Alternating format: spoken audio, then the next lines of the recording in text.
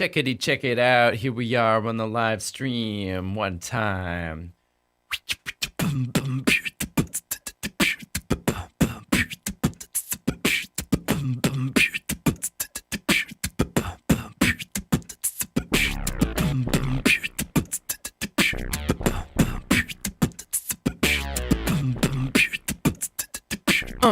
Yeah.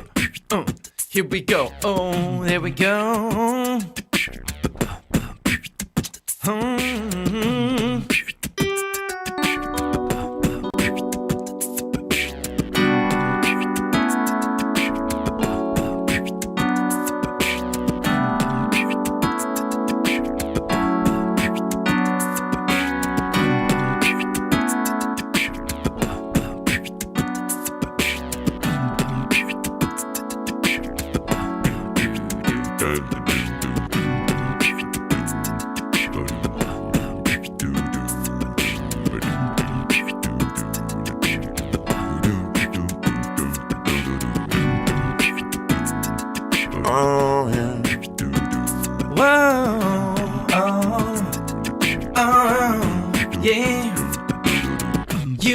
Been hurt, babe. It ain't no lie. You didn't see the other streams. No, I remember you told me that it made you believe you'd never catch one. But this one will be fun. Every little thing I do never seems enough for you. We are gonna stream it again. All through the month, all the way through April, we only said one thing. Guess what? It's gonna be May. Hi guys. It is now May. Hi. Let's see. Who's in the chat? Tell me who you are, where you're from now. We got people from Czech. People from Mauritius. Crazy. Hey, I think it's the first time we had someone from Mauritius. What else we got? Hi from India. Hey, Chino Hosh, she's from France. Hey Tim, lots of hey Tims going on. From California, Germany, Hawaii, Lancashire, UK. Camille from Argentina. From Germany, Chile, Australia, Poland, Mauritius, Egypt, Bangalore, and El Greece. Colorado here, oh yeah. In the chat, there's nothing to fear. What is this? What is this? Oh, that's the... Yeah. Oh, jiggy. Hello from Hungary. And Canada from LA. Greece, Colorado, Constance, A. Welcome to another stream. It will be the one we do molecular shape of you.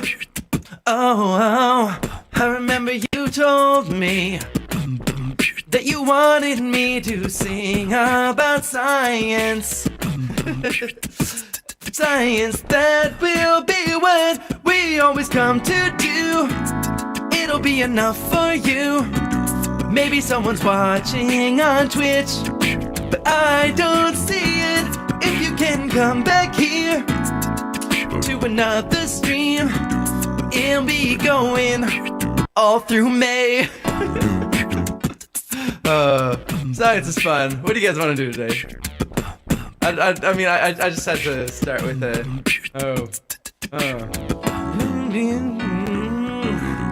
Here comes the day when I'll be the one you'll see. It's gonna...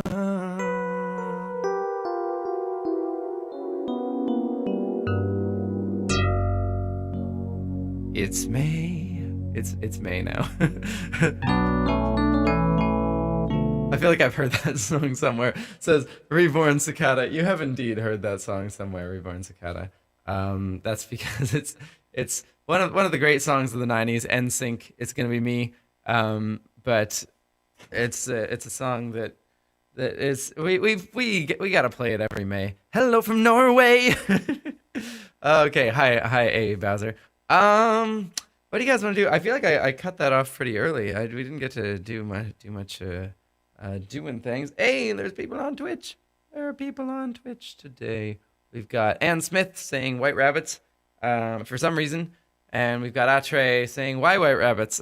That's about the size of our Twitch presence right now. Did I miss an NSYNC cover? Are there any good ways to like do NSYNC as a science thing? Because I mean that was just a silly little.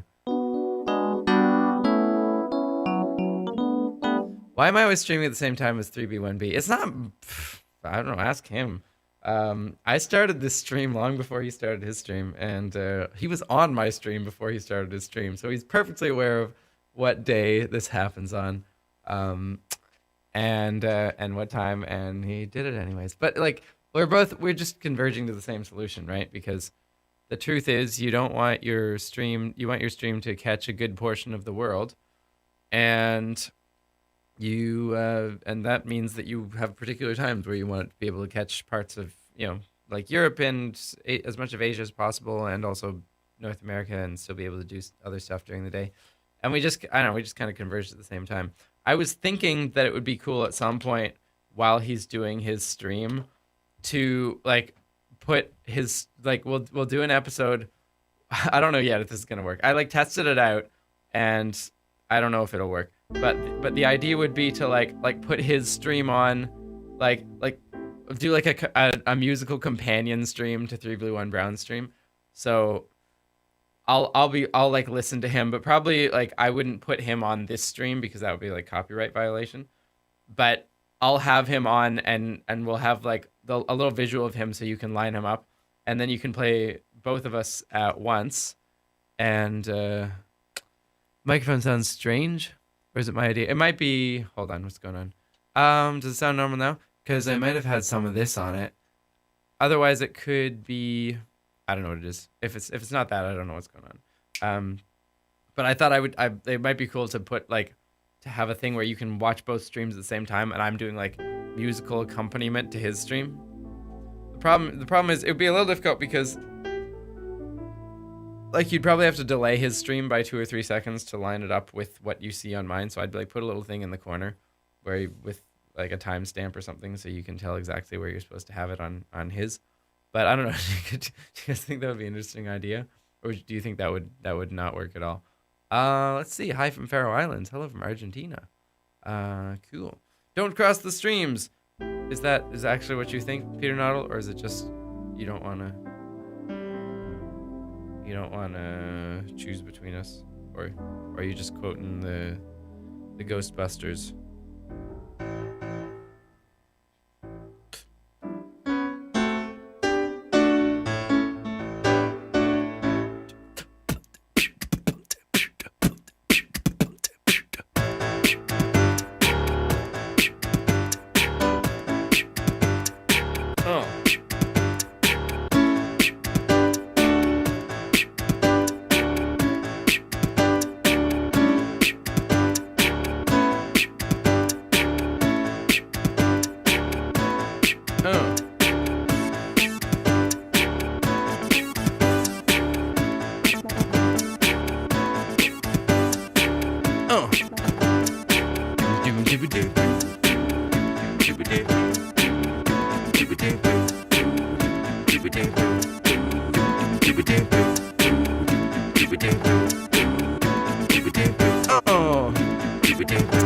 When there's something strange in your neighborhood, what you gonna call ghost science? When there's something weird and it don't look good, who can you call? Ghost science!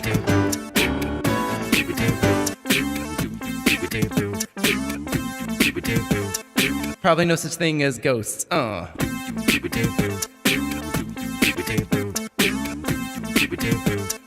Probably no such thing as ghosts. I don't know. I'm open to the possibility. Because, as a scientist, I gotta be open to all possibilities. But the evidence so far is thin on the ground. When there's something strange in your neighborhood, it's probably not a ghost, so don't worry. If there's something weird sleeping in your bed, probably you should call the local authorities.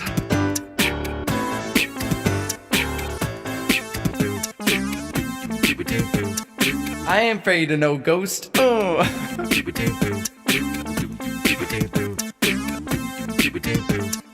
Bed intruders are no laughing matter.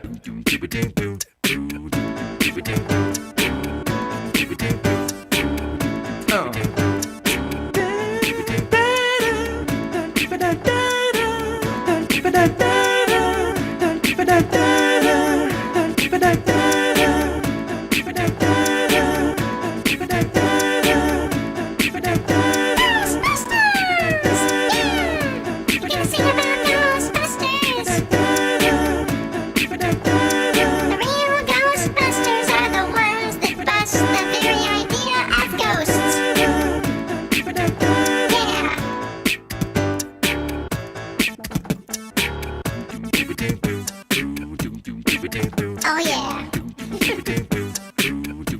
What's going on? What am I even doing? Oh. When there's something strange in your neighborhood, who you gonna call? James Randi.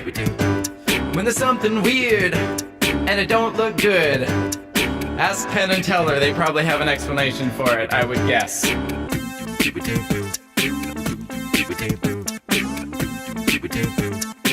Skepticism and such.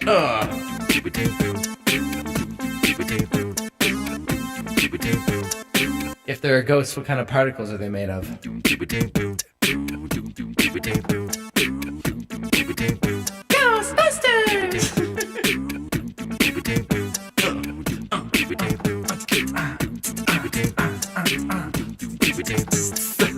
That's dumb. That's really quite dumb. What are we doing? Okay. If we could have done Faddeev Popov ghosts, I suppose. We could have done all sorts of things. It's hard to watch both the stream and the YouTube and the Twitch at the same time. That's very true. Somebody's in a good mood. I'm not. I just have no planning. I haven't planned this stream at all today. So I'm winging it. I'm just going by the seat of my pants, and we're gonna have to see how it goes. I hope you guys are doing okay.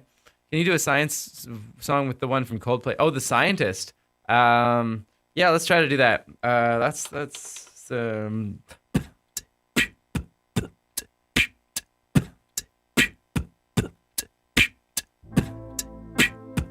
what key is it in? I think it's in this key.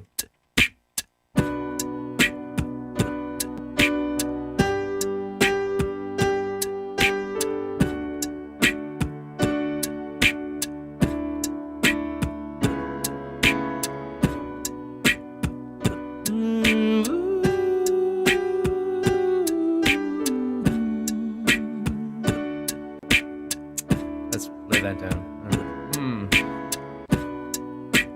Come up to meet you, tell you I'm sorry I ruined your lab result.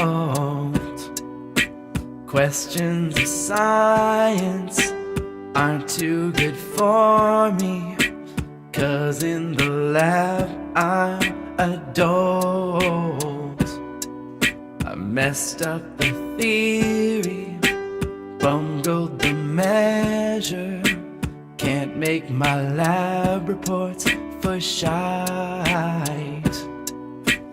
I'm staying all night up in the lab trying just to do something right.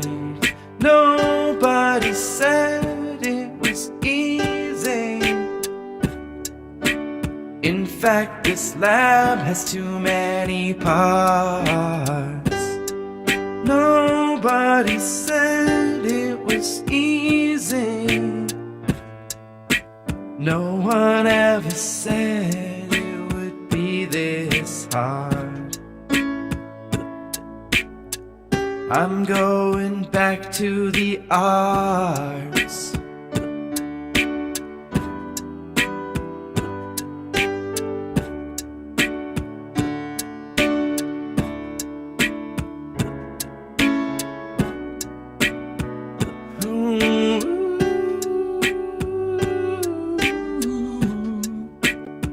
What should the second verse be about?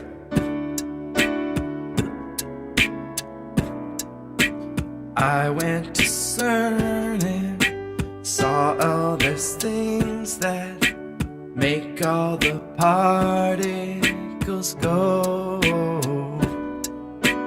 They had dark matter, actually no, just antimatter in a row. I tripped on a cable, smashed into tables, set them back a year or so. Brought in a weasel, chewed up the electrical chords, and that's just how it goes. Nobody said it was easy. It's such a shame, gotta restart. Nobody said it was easy. Nobody said helium could explode. I'm going back to the arts.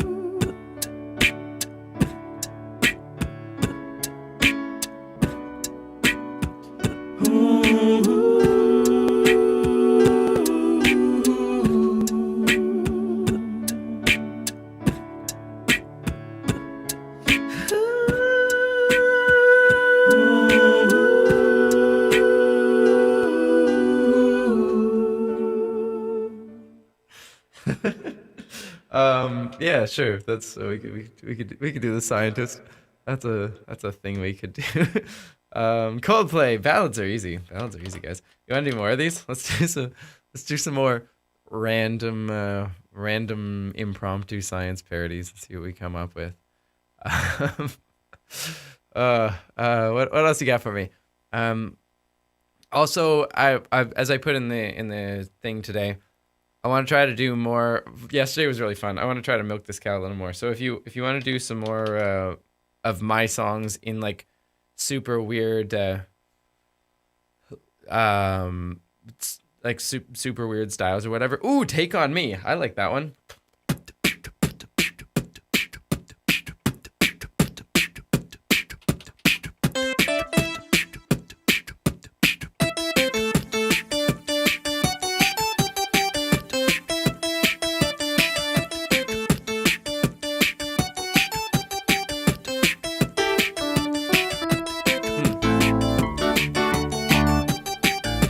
Let's see.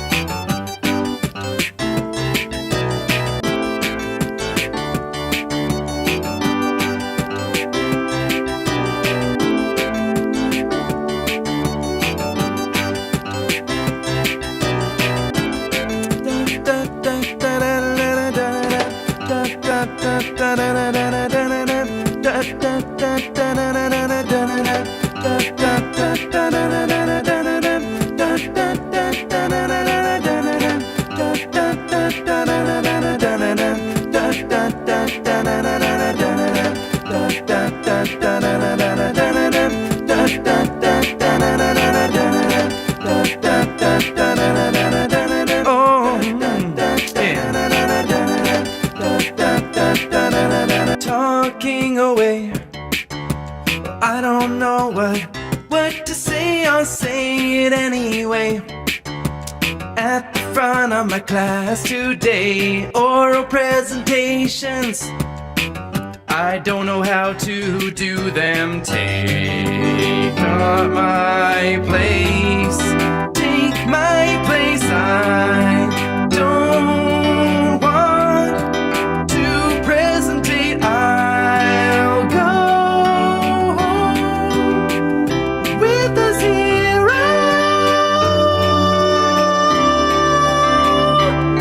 So needless to say, I'm going in without preparing at all today. Every day I procrastinate. I read this online. Hopefully it's relevant somehow. Take my place. Take my place. I don't want to presentate. I'll go with a zero.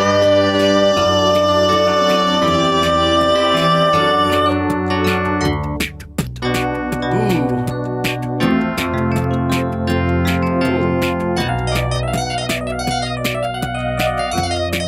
That's really hard to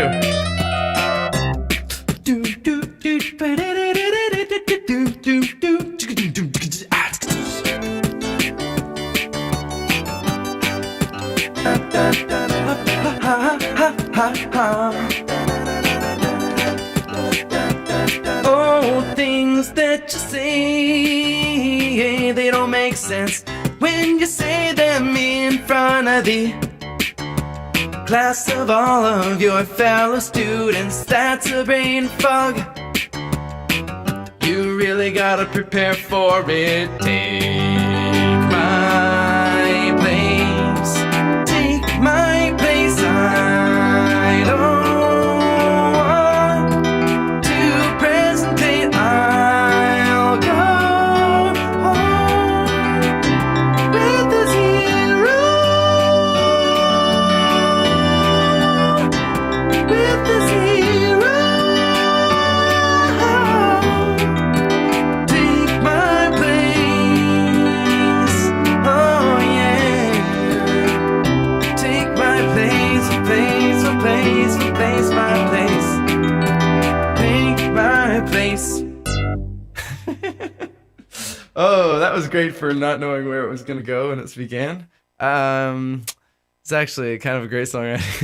It's too like the ones I feel like if I do parodies on the fly, I do them a lot about science, culture, or like culture things, because it's just so easy to it's so easy to riff off of that. Ooh, we're gonna do Imagine Dragons.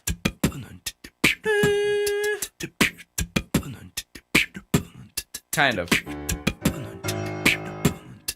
We're gonna do a version of it anyways.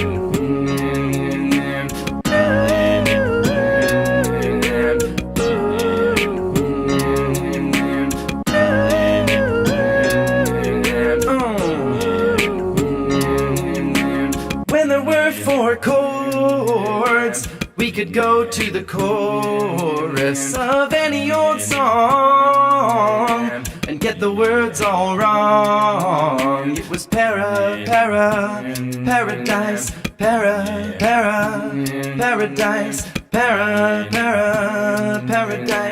Every time you close, I'm waking up. I feel it in my bones. It's going anymore.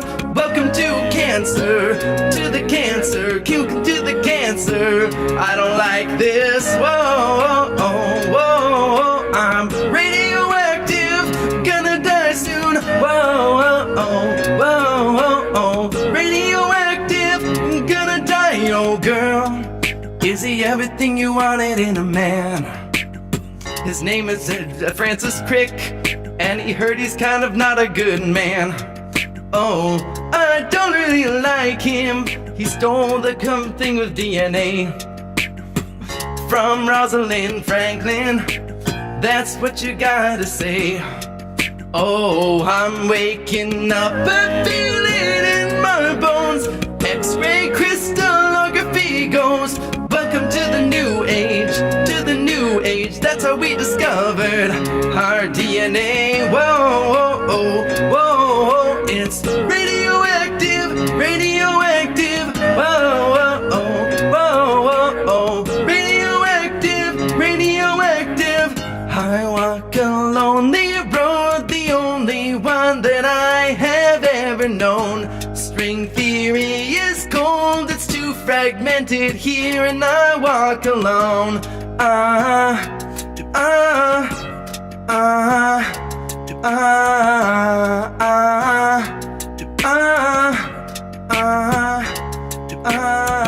I walk this empty street. String theory is full of broken dreams. Our department sleeps, we haven't found anything. I walk alone. I walk alone, I walk alone. We gotta find something that makes the code of the universe come home. Welcome to the new age, to the new age. Welcome to the theory of everything. Whoa, whoa, whoa, whoa. Try to explain radioactive, radioactive. Whoa, whoa, whoa. So far it's just the standard model for radioactivity. Could be paradise, paradise. Oh, could be paradise, paradise.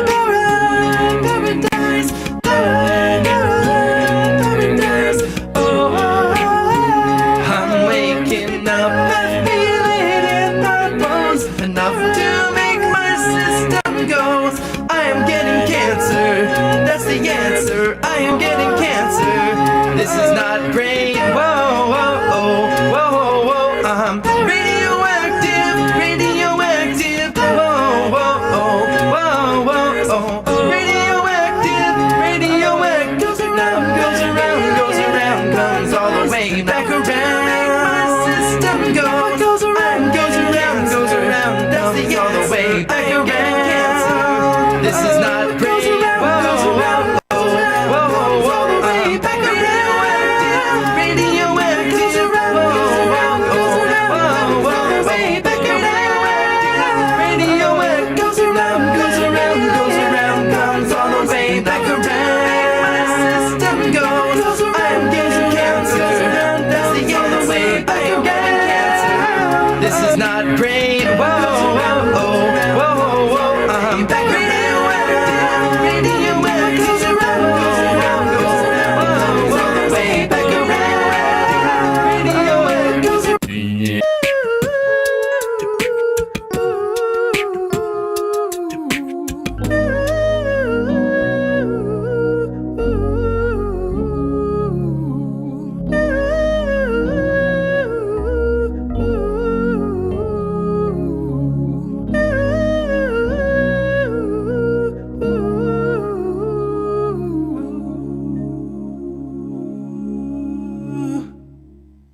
Was that a thing?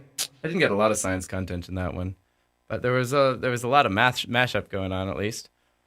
Hey, so really, Tim, have you set up loops for these songs before? Or are you just that awesome?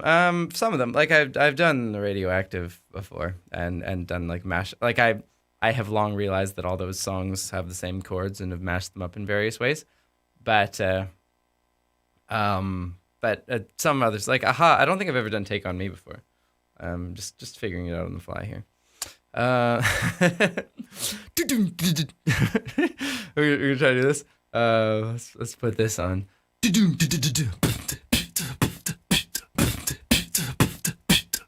That's pretty noisy. What's it?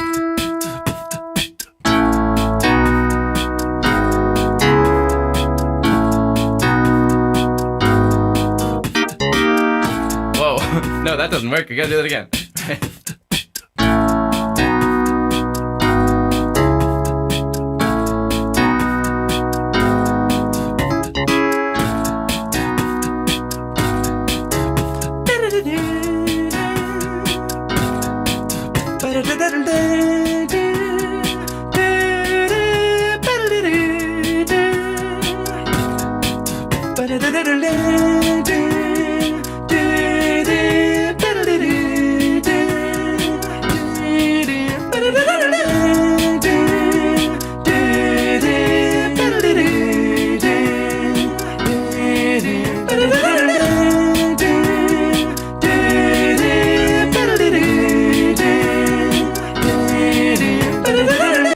We're no strangers to science. You know the rules, and so do I. We gotta make a hypothesis and then test it like any other guy. I just wanna know already what it is. Gotta do the theory first, never gonna give you up. We gotta make science work, gotta test all the hypotheses first. If we don't do it right, we won't get the answer. I'm not making good rhymes for this. Oh.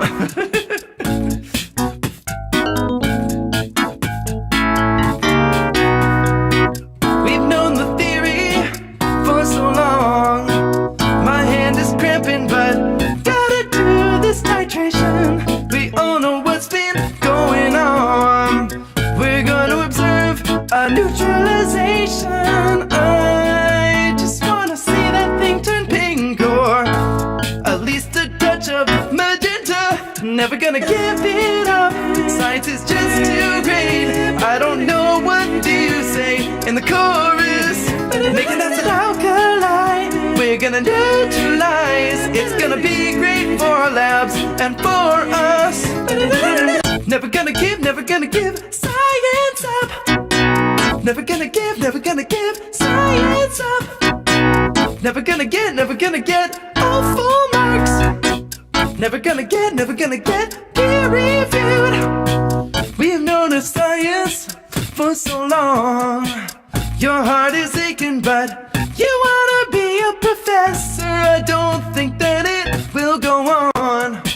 There's few positions that give you tenure. I don't wanna crush your hopes and dreams, but don't go into academia. Only have to give science up, but maybe give up that stuff about trying to be a research professor. Cause there's not a lot of jobs, it's a bit of a slog. And if you don't wanna do that, then stop now. I don't wanna discourage you from being a professor, but it's a really hard gig. Every professor is training like 100 grad students. They want to be professors. You're probably gonna end up in industry somewhere. That's just the facts. Sorry, guys. Sorry, it ended on a downer. I'm just doing whatever comes off of. You gotta be kidding, says expected molecular shape got rickrolled. If you want to do you want to do a molecular shape and you want to do Don't Stop Me Now. That's really fast. We could try it. What should we do it about? Give me a topic.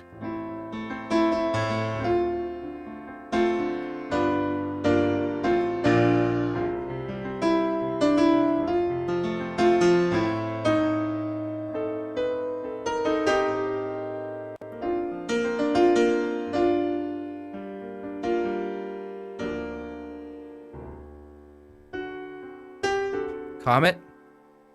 We could do. Let's see. Let's see. We need something that I know a bunch about and is actually meta. Meta. What am I saying? Meta surfaces, quantum physics, comets, microbiology, fish, astronaut. Let's do GR. GR kind of works. Tonight, I'm gonna have myself a lot of space and time. I feel alive, 'cause the world is stretching time out, yeah. I float around in interstellar space, but don't stop me now.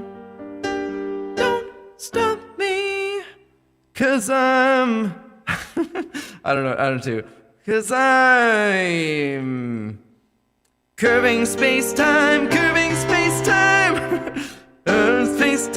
curving space-time. I'm a stress energy tensor in the field of gravitational, making the Laplacian go.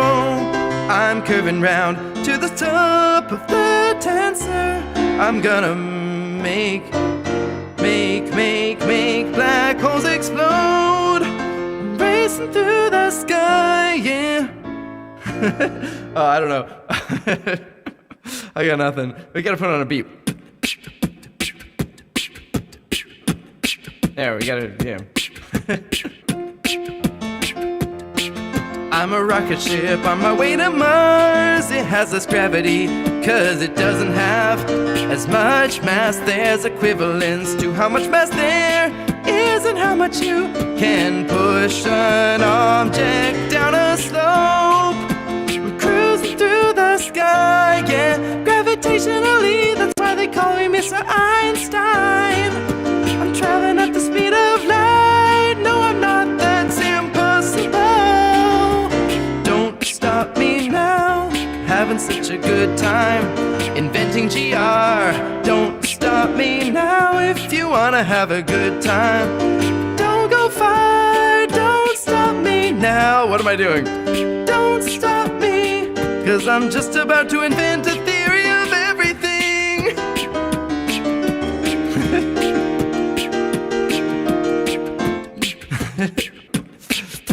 Don't stop me, don't stop me, don't stop me.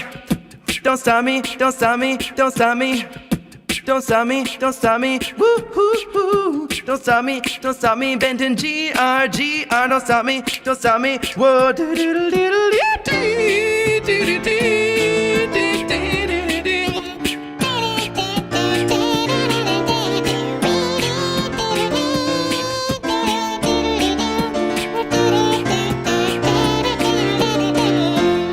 I'm burning through the sky, yeah. 200 degrees, that's why they call me Mr. Fahrenheit.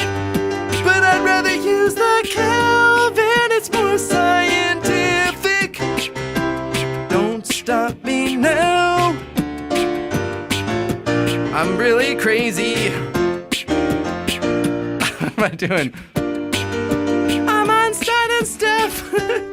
Oh, we're gonna, this doesn't work. Don't stop me now. Don't stop me, I'm making GR. Never wanna make it more. Yeah. Yeah, we're gonna end that. That's too fast. There's too much going on there. There's like the beat and the lyrics and the fast pacedness and the chords, and it's just too much.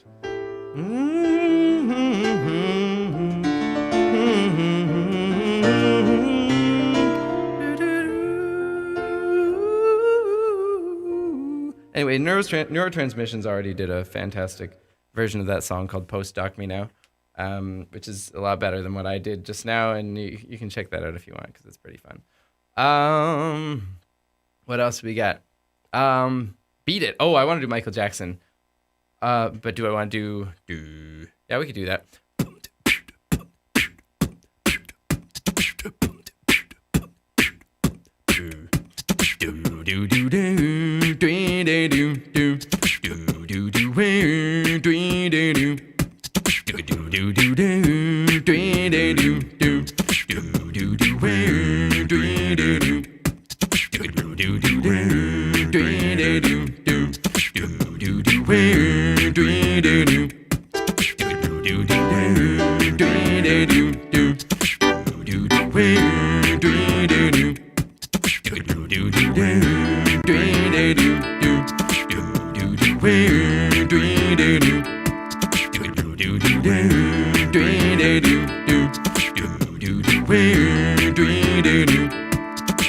What are we gonna do it about?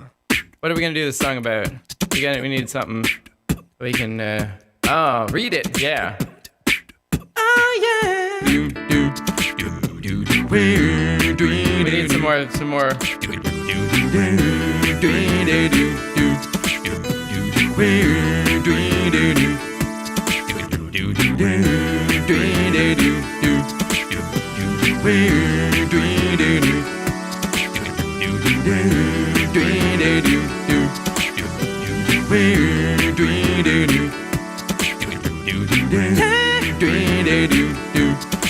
You gotta do all your readings for class. You wanna get a good grade and you wanna pass. You gotta make it nice and you gotta do it best. So read it, just read it. You try to get by on your lectures alone. Don't do that, don't just be a silly bone. There's stuff all in the books that you can't just get at home. So read it, I don't care what you've known, just read it. Read it, don't you let your exam defeat it. Have some more coffee, have some more tea.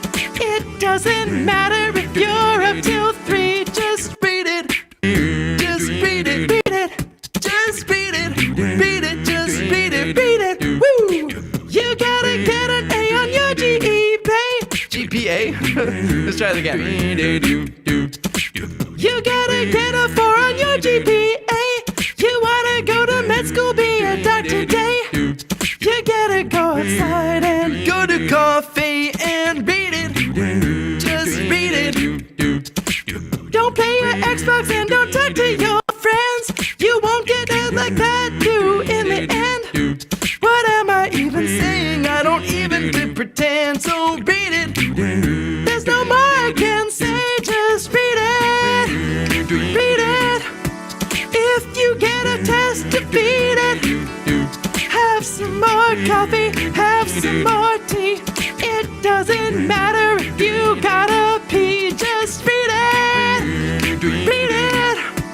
If you have an apple, then eat it. If you go home and study all night, it doesn't matter if you're wrong or right. Just read it, read it, read it, read it. Read it, read it. Read it, read it. Read it, read it. Oh yeah.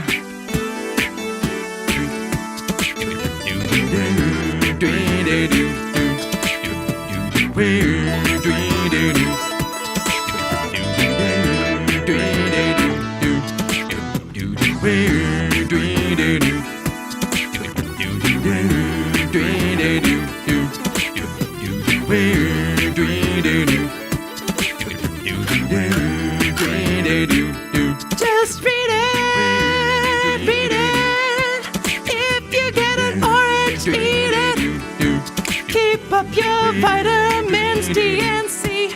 It doesn't matter if you're up till 3. Just read it, read it, read it, read it. This is all I can repeat it. It is the end of this stupid song. If you read, you will get through the song. So read it. Just read it. Just read it. Just read it. Read it. Just read it. Oh, it's not great. Wasn't great, but it was okay. Oh, so you do your readings, man. I mean, if the readings are useful, you should probably actually do the readings and do go to the lecture, and do the if actually more important than readings or lecture is doing your problem sets, your homeworks. Do your problem sets, you will be better prepared for things than, like, even if you skip your classes and skip your readings. Do your homeworks and get them perfect. Don't skimp on them, and you can't help but know it by the end, especially if you don't cheat and ask your friends. So, that's a good thing to do. If you get an orange, just eat it. If you have a lemon, just pee it. Okay. Counting Stars. I don't know that song well enough. That's another song. We could do Under Pressure. Let's try to. I like Melissa's Under Pressure because then we can also do like a Vanilla Ice tie-in. Let's see what we got. Nope, that didn't work.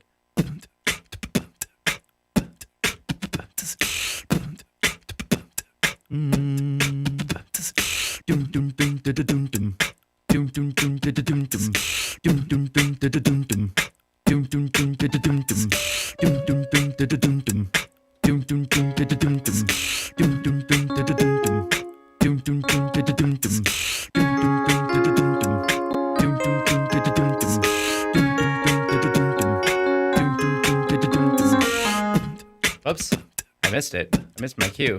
I gotta redo it. Stop it. Okay.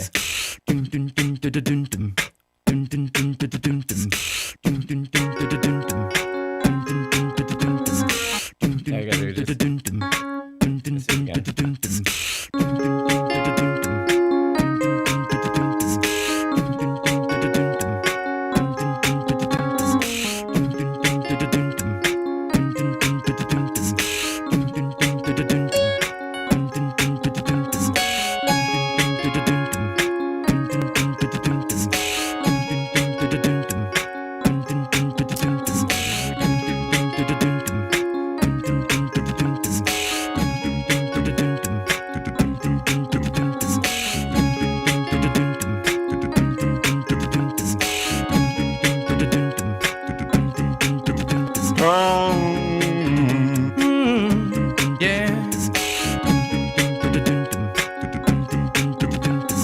Pressure pushing down on me, pushing down on you. Atoms of carbon under pressure with tremendous heat and tremendous force will become a thing.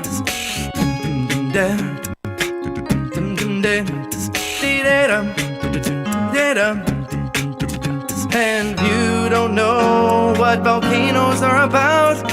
Make us turn into diamonds and spit us out. Tomorrow we could be on someone's ring.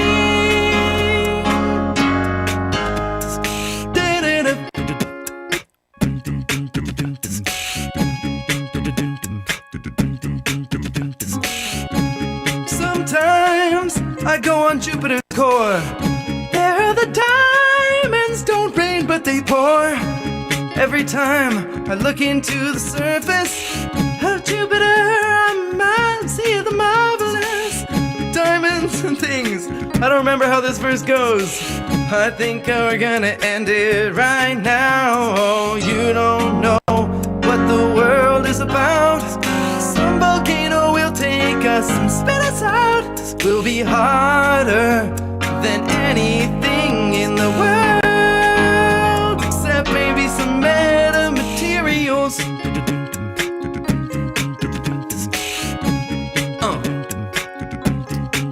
Oh yeah.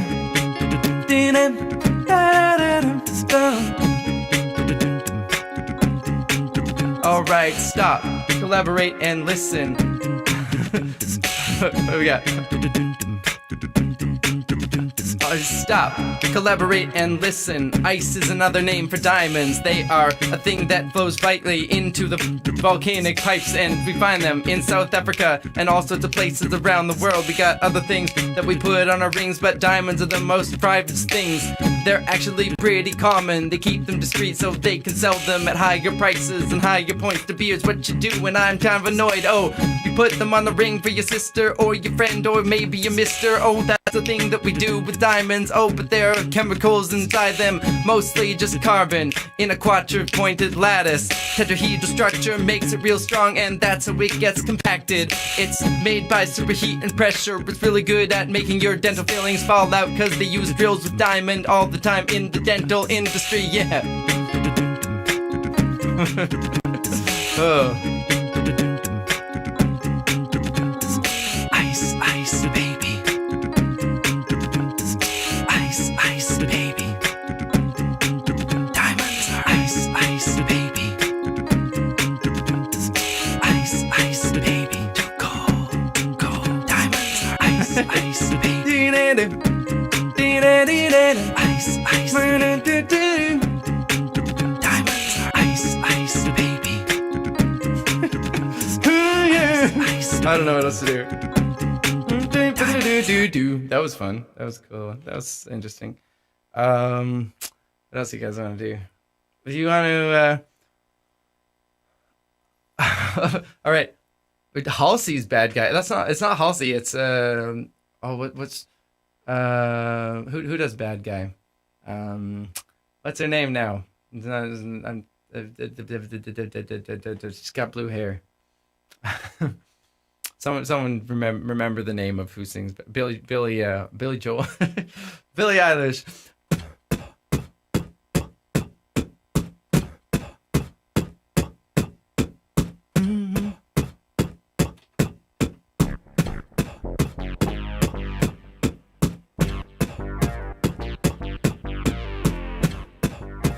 Oh, actually, we need more. Stop that. We need more of that.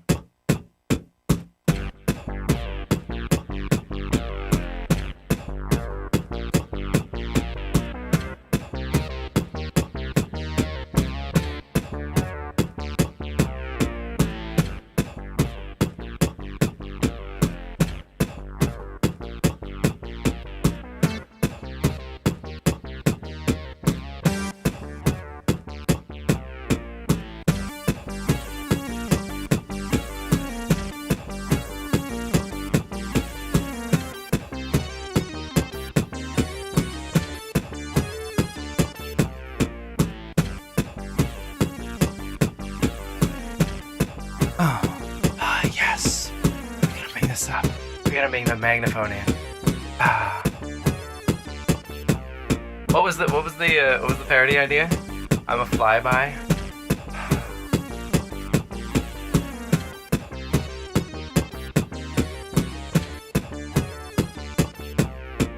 Here comes a nearby asteroid. It is gonna buzz all around the world. It is only 3 million kilometers. It is super large and stuff.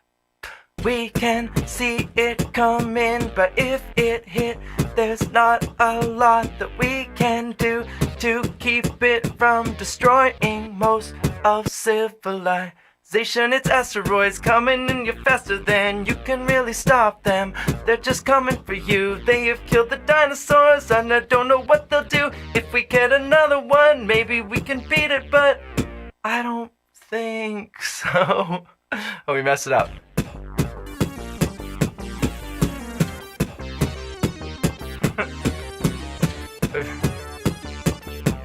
I'm a flyby.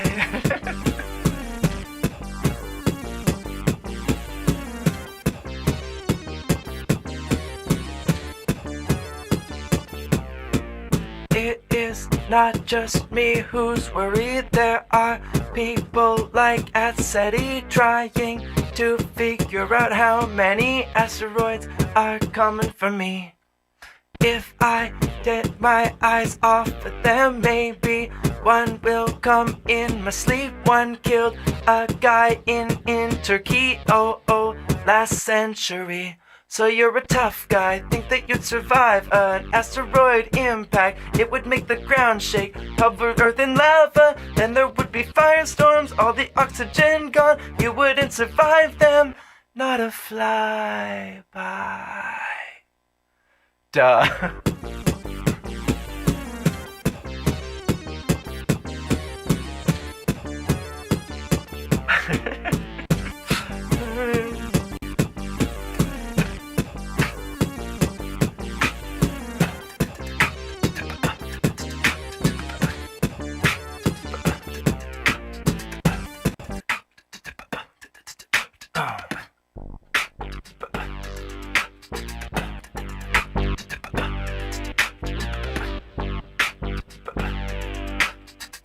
There's an asteroid coming. I don't know if we're done. I don't remember this part of the song, but if it hits, I think I'm gonna run. Oh, I'm a flyby. I don't remember the end of the song. There's that weird trap section that she does, where it's like wearing your cologne or whatnot. Snip, please, I'm dying. I'm glad you found some. I'm doing my best. My best sleepy Billie Eilish here. I don't know. Should we? Proud Mary. Is that Rolling on the River? I don't know that song. Blinding Lights by The Weeknd. I don't know about that one. That Weeknd one.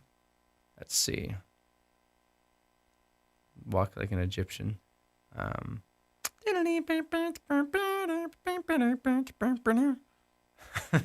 What would the idea be? It's like science like an Egyptian. Build pyramids. Ooh. Okay. Are we gonna do one more? I want to do one actual acapella science song that we've already done. So like that I've already written. give my brain a bit of a break. So give me a style and an acapella science song. We're gonna do that again because I promised to do that on the stream. And at some point we got to get to M-Soul, Molecular Shape of You, which is gonna take or M-Soy, which is gonna take quite a long time to do. Okay, so let's see. You got Science of Love, Havana, Nerds. We did Havana and Nerds as different styles yesterday. Science of Love 50s style. I mean it's already like a doo-wop ballad. I feel like that's not really changing it very much. Acoustic piano LIGO. Rock Animalian style Stockhausen. Who's Stockhausen? And Perfect Time in 21 Pilots style. Oh shoot.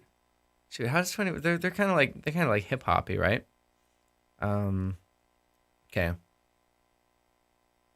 Let's see. Jazz, Virus, just Virus. Medieval rock. What is medieval rock? Virus. You guys keep saying Virus, but I don't have a song called Virus. I don't know who you're thinking of. Let's do.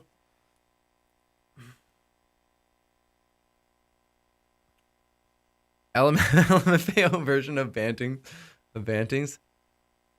What on earth would that sound like?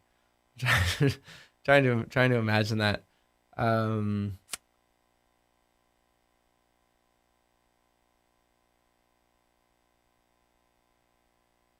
Yeah, we can maybe make that work.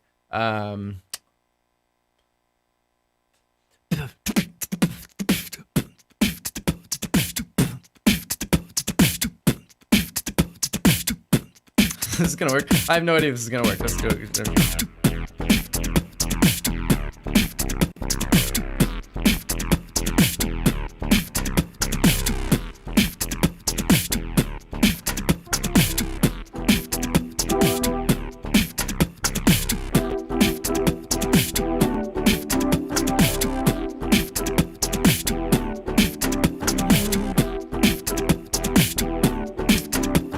What are we gonna do?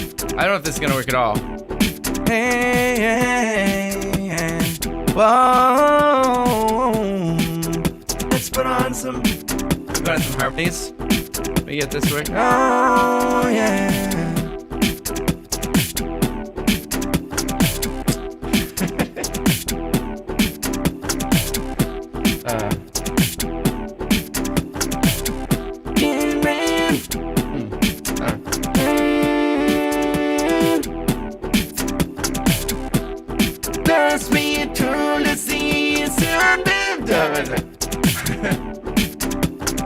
I once lost me cure disease when a miracle cure gave mother her son. Dried her tears. Now I'm a crooked man, but I'll never more fear the last of Bantings provided years.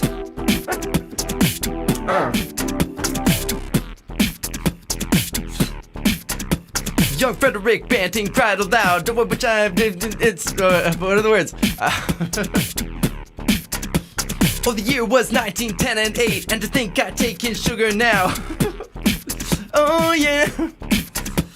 At 11 years old, my fate was sprung by the eyes of Longhorns. Goddamn them all. Goddamn them all. I was lost to a cruel disease when a miracle cursed made mother her son. Dried her tears.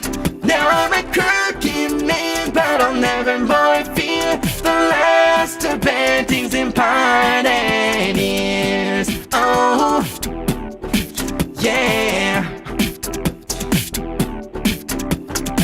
Rick Banting cried aloud, how I wish I had touched the sugar now. At the flames just took his gun. What was it? I can't remember the words. I gotta pull up the words to Banting's imparted years. At this speed, I can't remember them.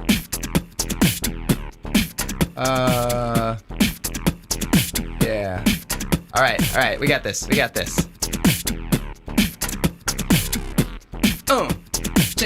it out. Diabetes then was a sickening plight, and to think I'd take up sugar now. We down the least that a man could scoff till the feminine saccharide capped us off. I was lost to a cruel disease when a miracle cure saved mother her son. Dried her tears, so now I'm a crooked man. I'll never more fear the last of Banting's imparted years. Simcoe Doc was a knight by trade, and to think I'd take up sugar now. A practice failed, set his jaw to the treatment of glycosuria. I was lost in a cruel disease when a miracle cure saved mother her son. Dried her tears. Now I'm a crooked man, but I'll never more fear the last of Banting's imparted years.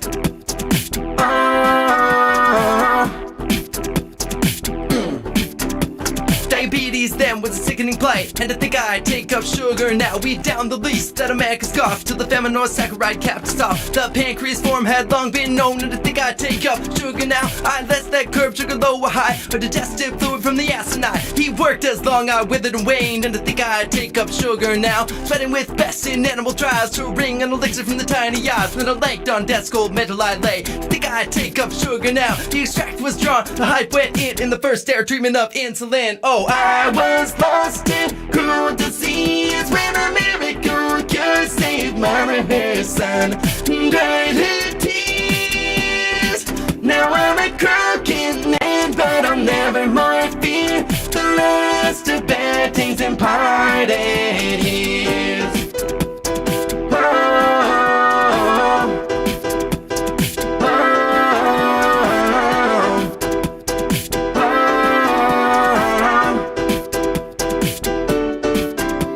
My vigor returned, and in truth I thrived, and to think I'd take up sugar now. Banting and Co. shared a Nobel Prize, and the work saved another of a million lives. Hey, Liam, my 28th year, to think I'd take up the sugar now. The pneumonia's fast in both my lungs, but I want no islets of Longhorns. Go! I was lost in cruel disease when a miracle cure saved mother her son.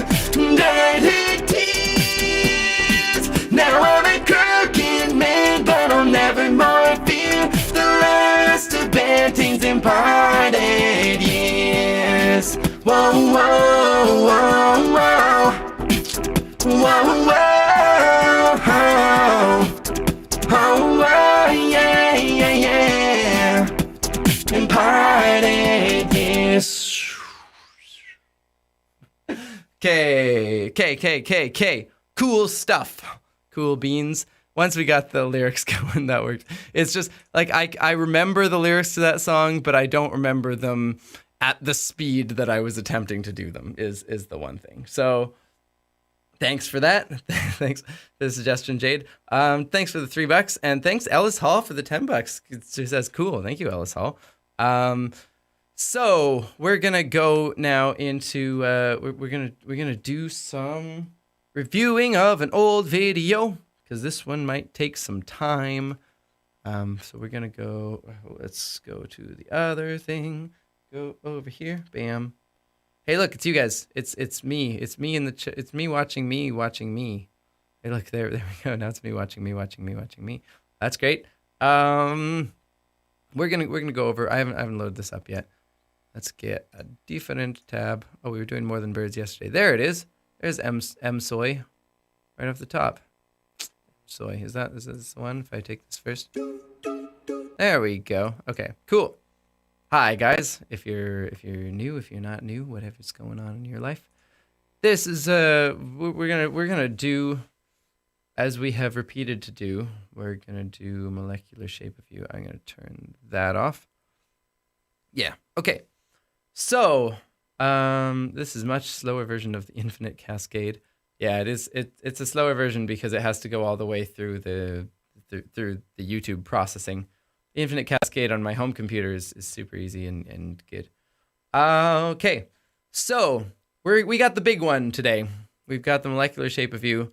Amira says this is the first of your songs I heard and probably still my favorite. I mean, so Amira, you're definitely not alone. This was the song that kind of launched the current phase of my career, I guess.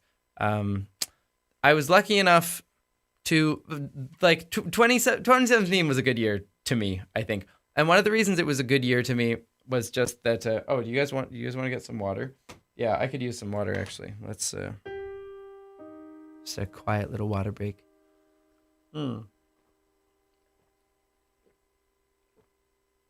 Yeah. I mean, statistically speaking, probably about half of you discovered me from this video, given just the numbers. Because, like, for when I started, by the time I had done Bohemian Gravity, I had 40,000 subscribers, and then after that, I went very slowly up from 40 to like 65 for like from there until here. I was at something like 65,000 subscribers, and then after this video, I went up to like 150. I think I might have passed 200,000 on this video. And then when Evo Devo was also a great success, that like bumped me up to close to where I am now. So of all the people who stuck around, it is probably about half of you. It's because of this video. So yeah. Show of hands if you want who discovered me through this video.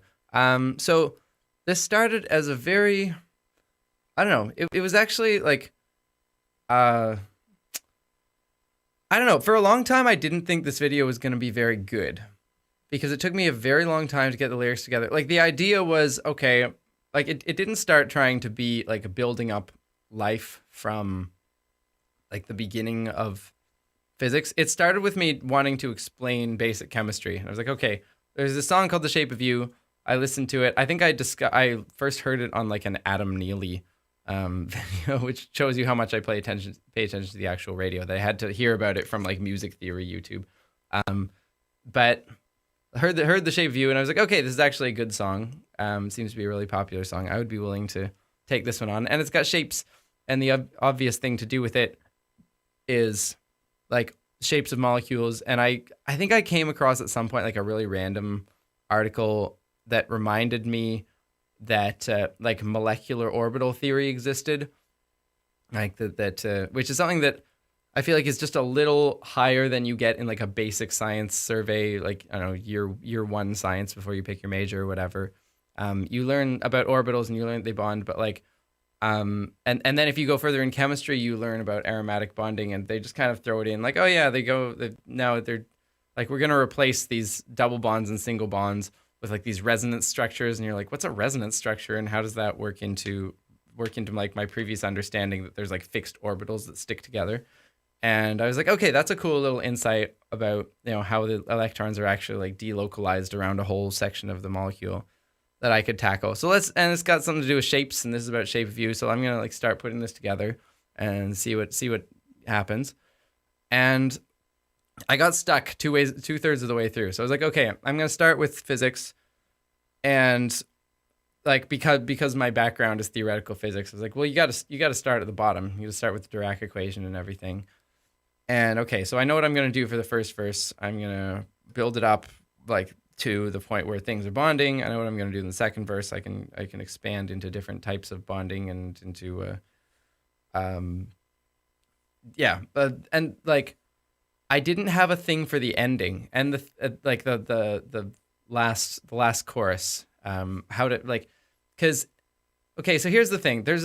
I use this video a lot as an example in my lecture about storytelling, because Ed Sheeran is really good at crafting like a narrative with his words and matching it to the emotional flow of the song. So a pop song will often have something like a story structure. Like if you've ever taken a literature class and you've seen these like graphs of story structure where it's like, you know, like rising action and then second rising action and then like big climax and then denouement, whatever, and like slows down and ends.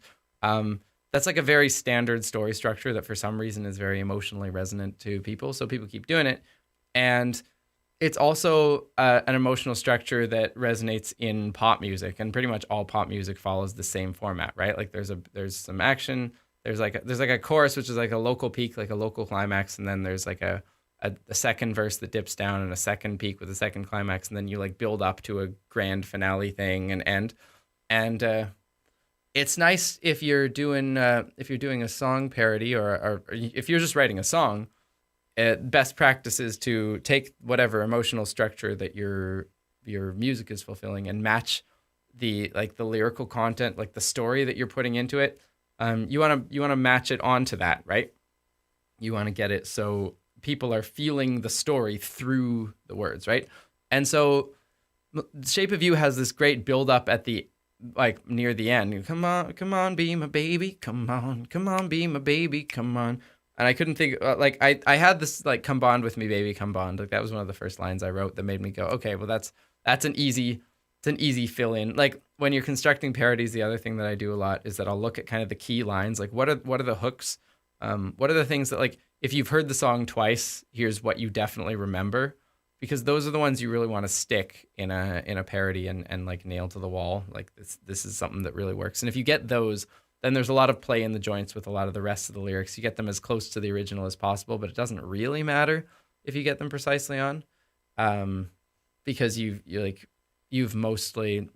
all the points that are really central in people's minds. But this song has such a spectacular conclusion that I didn't like. I was like, well, I could take it into like salts and like ionic bonding and crystal structures, but that's just not great. And so I just didn't do it. I like recorded the whole song. And I recorded the first two verses, and I thought to myself, okay, I've got a lot of animation to do. This is very much in the style of Ed Sheeran's lyric video. It's like, I took very closely like the color scheme and everything from it. So I was like, okay, I know what I'm doing for animation, at least for the start. I'm just gonna go with it. I'm gonna do 2 verses, and then like by the time I've done that, I'll have spent so much time with this song that it'll probably like be in me. And it'll feel really natural. Maybe it'll feel really natural of where to go next. And by the time I got there, I was right, because where it felt really natural was to just... Oh, the other thing was at some point I thought Molecules Take the Shape of You would be a great final thing, as like bring this all to, to a big head of like everything's made of molecules, and that's in fact what everything is. That's like a really satisfying conclusion, right? And with that, the obvious way to go was into microbiology, right? And like molecular biology and microbiology, and string you together out of atoms and molecules. And then like that's when, as soon as I realized that, I thought this is going to be a good video. because you can have a good video that is pretty good all the way, and you can have a video that has one really good message and like sticks the landing, but is mediocre all the way. But this was a video that I was really satisfied up to this point, and somehow I stuck the landing in terms of figuring out where it was supposed to go in the end. So yeah, like releasing this, I had a sense that people would like it, like compared to what I had been doing before. I was like, this one will probably take off pretty well. I did not expect the influx of people that it actually achieved. But it was a very pleasant surprise. Yeah. Anyways, let's give it a watch, and I can comment it as we go. So this is the cartoonish. This is very similar because Ed Sheeran has like a divide sign and a plus sign and stuff in his starting thing. This is supposed to be a very cartoonish. There's like a bunch of layers, like levels of drawing complexity in this that simplify and simplify and simplify. But here's your p orbital. P orbitals are actually much broader than this. They're more like a circle with a line cut through it than like a thing like this, like you would see in a lot of chemistry classes. But s orbital, p orbital, these are two different ways that an electron can orbit an atom. We'll see a lot more of that. Hey, we've got you can see as it flashes to different. What am I doing over here? As it flashes to different ones, this is like a frame perfect thing you would have to see. But as it flashes, I've done like the resonance thing where this becomes a double bond and this one like disappears for a frame. So sort of like momentary localization of electrons. This is just, I don't know what this molecule is. CO3. It must be an ion, right? A dot isn't the best way to try to sum up how electrons come and go. They are the states of a matter field that follows an equation the Dirac wrote. Okay, so this is the part that if you're a chemist is probably like because this video goes through a few different levels of science. Like it's my understanding of physics and then my understanding of chemistry and then my understanding of like biology. Like this is if you're a chemist and you haven't gone into physics, then this is probably the part that's new to you. So this is the Dirac equation. This is the replacement. It's sort of you can think of it as the relativistic version of the Schrodinger equation. So it's more than that. It's really a field equation. So I've talked about this a lot before, but the matter in the universe is made of fields, quantum fields, which are you can think of them like, I don't know, like air or something, like as if there was some sort of medium all through the universe. Like back when if you've ever heard the story about how they disproved the ether, Michelson and Morley disproved the ether because people used to think that waves need something to wave through, and they thought that light waves waved through this thing called an ether, which would be like a medium, like it would spring up and down and transmit waves. It turns out that there are things like ethers. They just don't behave the way Michelson and Morley expected them to. And like that was what Maxwell wrote down in his field equations for the electromagnetic field. But there are other fields. So everyone kind of knows about fields. They know about force fields. They know about the electromagnetic field, which is like magnetism and electricity, and light is a wave on the electromagnetic field. What people almost never know unless they have been in a few physics classes and possibly gone to grad school in physics, is that matter is also a vibration on a field, exactly the same way that light is. It's just a different sort of field called the Dirac field, and this is similarly to the way that Maxwell's equations describe the classical electromagnetic field. This describes the classical Dirac field, which means it's just the field equation before you apply quantum mechanics to it. But it turns out that you do have to apply quantum mechanics to it, and that makes fields. Quantum mechanics turns field equations that just result in ripples into particles. So your ripples are still ripples, but they become quantized. So you can have a ripple of a certain size, or a ripple of double that size, or a ripple of triple that size, and that corresponds to 1 or 2 or 3 particles. And you can't have anything in the middle of that. So that's where we get this notion of particles. The big difference between Dirac fields that make up matter and force fields, like we call them bosonic fields, but like force fields essentially, things like electromagnetism or gravity, is that photons can pass right through each other, and they can also like add up. So like a bunch of photons can add up into a big wave, which is what you see if you've seen like anything with like laser diffraction or anything. It's a whole bunch of photons all adding up together in the same state, forming this big wave that then makes visible the wave properties of light, which is why it was so easy to figure out that light is a wave, because it diffracts like a wave and does all sorts of things. But the thing with these ones is that they can't add up. Once you get one of them in a certain state, like in a laser, all the photons are basically in the same state. They're all adding up. But with a Dirac field particle, once you've got one particle, once you've got it vibrating in one state, you can only have one size of vibration. You can have a 0 or 1. You can't have 2. 2 doesn't exist. If you want another particle, another little packet of energy, you need to choose a different way for the field to vibrate. And so when people talk about, like people, you know about that from chemistry. You know that like you can fill up the first shell of an atom with 2 electrons, and then you have to go out to the next shell and fill it up with 8 electrons and whatever else. And if you've gone further into like orbitals in chemistry, you'll know that that corresponds to, like, the first one is s orbitals, and it's the reason why there's 2 in the first orbital is because you can have a spin up one and a spin down one, which correspond to different ways that the field vibrates. So the field can vibrate in an uppy way or a downy way in this certain spatial configuration, and then it's done. Then you've maxed out, But usually in chemistry, they just call it a quantum phenomenon and whatever, and it's kind of, so Alex is asking what keeps fermion fields from doing that. It's like they literally can't, right? There's no way for them to. So you can imagine it's a bit like a bit flip. So like if you have a computer with a whole bunch of bits on its memory, it can either have the bit be 0 or 1. There is no 2, right? It's just not part of the structure of the disk. If you wanted something that went 0, 1, or 2, you wouldn't be using a binary system. So fermion fields are essentially like they're made out of binary system type 0 or 1 resonators like that. And there just is no 2. So once you get 1, the only thing that you could do would be go back to 0. And there's like various mathematical ways of like capturing that phenomenon, but really that's all that's going on. It's just like it's a system that only goes 0, 1, and that's it.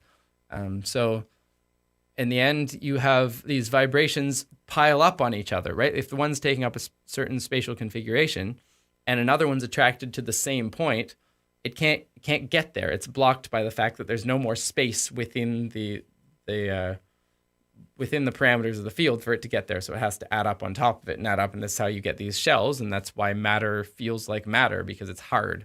It repels itself if it gets too close. So that's all contained within the Dirac equation fundamentally. And if you do it in chemistry, you really only see it as it's a given. It's like electrons work this way. They work by the Schrodinger equation, which is what happens when you take the Dirac equation and you do it in the limit of like really low energy. So you're not worried about the speed of light and stuff. You're kind of taking out the parts that matter when the energy is really, really low.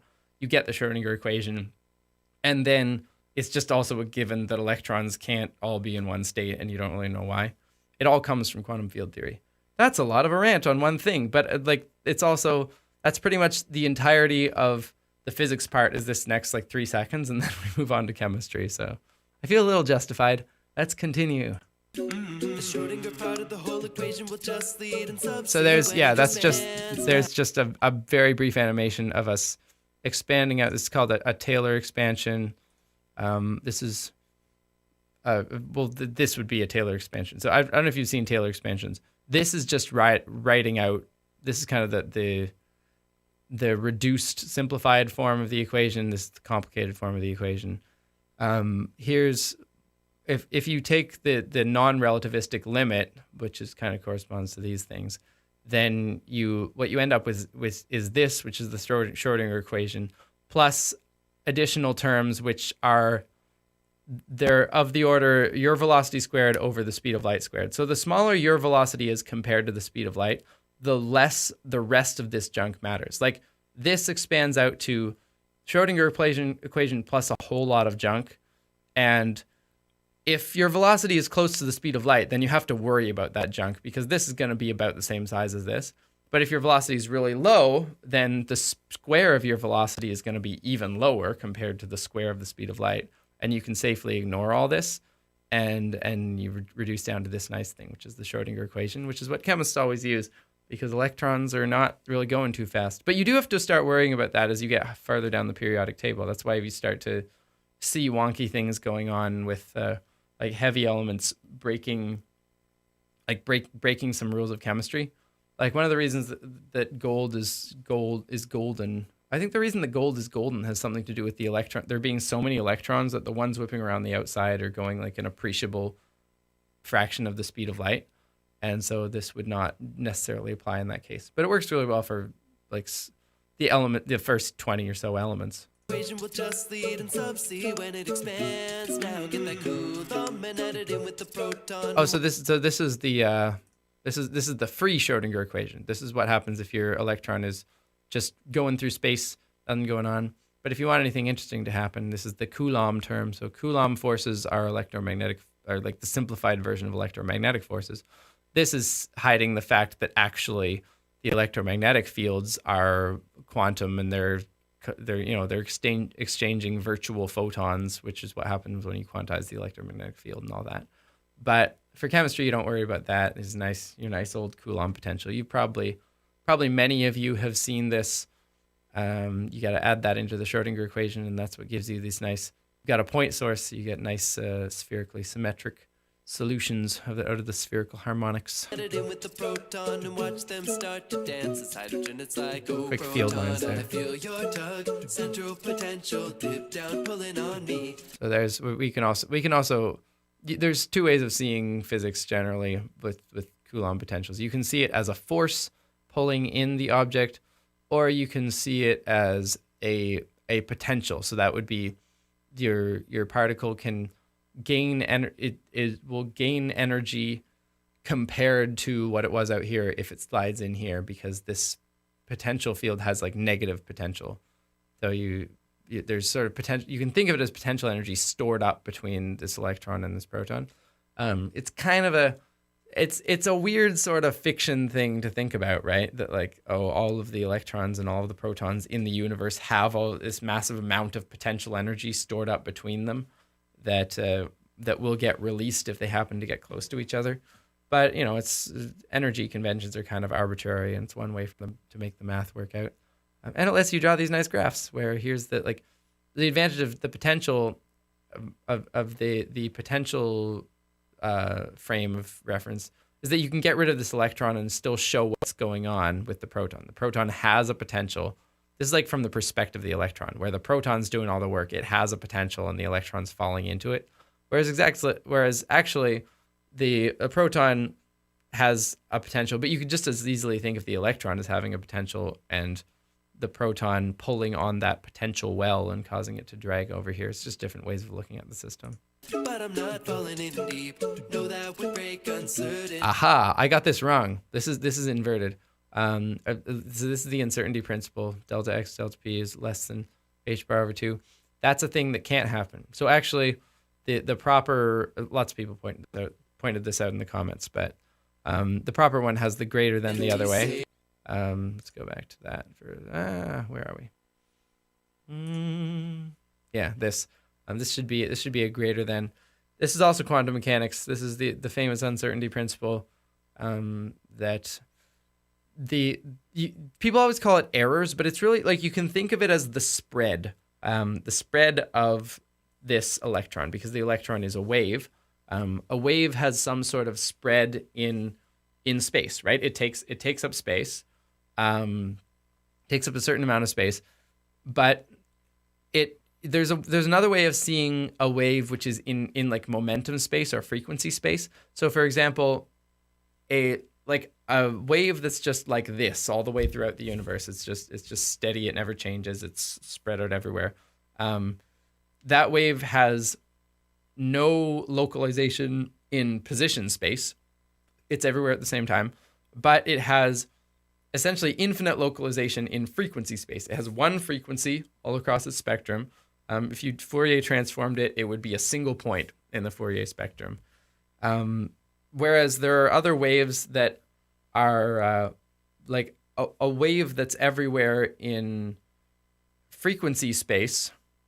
So it like is a combination. Waves are combinations of modes, right, and of like different frequencies. So you've seen like a frequency spectrum for your equalizer for your sound or whatever. Any wave you can imagine can be broken down into different frequencies. A wave that's a combination of all possible frequencies can be localized in space, and a wave that's a combination of all possible space positions can be localized in frequency, but only one of those can happen at a time. If you have some spread in frequency space, you have an inverted amount of spread in physical space. And so this isn't really a quantum mechanical phenomenon, this fact that the spread in position and the spread in here it's momentum, but momentum in quantum mechanics is the same as the frequency of your wave, up to like some factor that gets the units right. This is just a general statement about waves that you can't have. They can't be both localized in position and in frequency. It doesn't make sense. It just falls under the definition of what a wave is. So the only thing that's really quantum mechanical about this is setting like what the scale of this frequency position relation is, and the scale of it is this Planck's constant h bar. So an electron can't be more localized in position and in frequency at the same time than this h bar over 2. And that's what causes the electron in this case to not collapse into a point around in the middle of this proton, because if it were localized inside that proton, it would be so spread out in terms of frequency or momentum that it would shoot out of it in a bunch of different directions. And if it were really local, if it had almost no momentum, then it would collapse inward because it would have no momentum with which to escape. So this is what it ends up having. Even if there's no like rotation of it going around the proton in any ways, it comes down into this stable configuration where there's a certain spread in the position and a certain spread in the momentum that keeps that spread in position from collapsing. And that's just how it is. That's how you get your orbitals. Yay! No, I won't break uncertainty.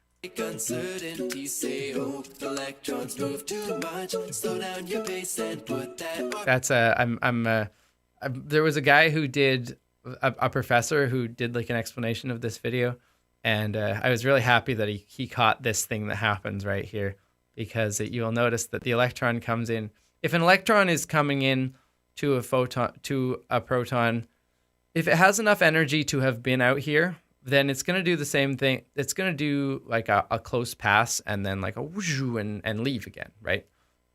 If you want it to stick around the proton, it needs to lose that potential energy somehow that it's falling in with. And usually what happens is that it happens to emit a photon at the right time, and then it gets trapped around here because that photon takes away the extra energy, and you don't, now that your electron doesn't have enough energy to escape again. So I put a little photon streaming away, and I'm glad they caught that. See, there it goes.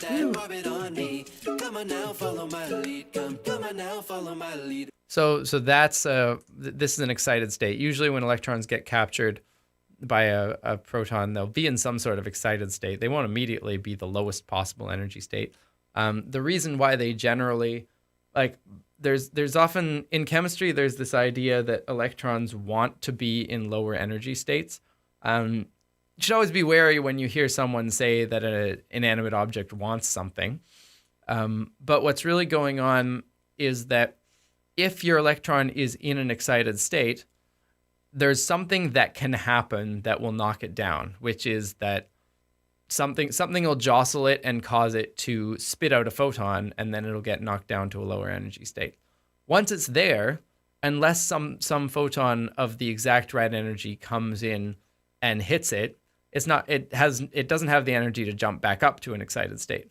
So like an orbital that was like this alone, like imagine that there was one atom in the entire universe and it had one proton and an electron like this around it in this state. It wouldn't change. It wouldn't want to go down to its low energy state. It would just stay there forever. Actually, that might not be true. There might still be a possibility of, it depends what state you started with.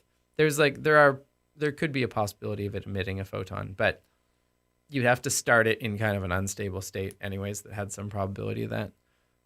But it's mostly that in the real world, there's thousands of atoms and they're always jostling each other and messing with their and they're messing with their orbitals in particular ways, and so something's going to happen that causes this thing to emit a photon, and once the photon is emitted, there's no way to get it back, so then it stays down there. So there's that photon going away. Fun dance of exchanging photons. That isn't really realistic, but I like it. Yeah, okay. So there's better ways to talk about this. This is pretty self-explanatory, I think. I don't know if it's self-explanatory. I mean, we've got the up spin and down spin. If you wanna know, like, in terms of physics, what spin up and spin down means, the answers to, as far as I can tell, the answer is that no one in the world has an intuitive explanation for it.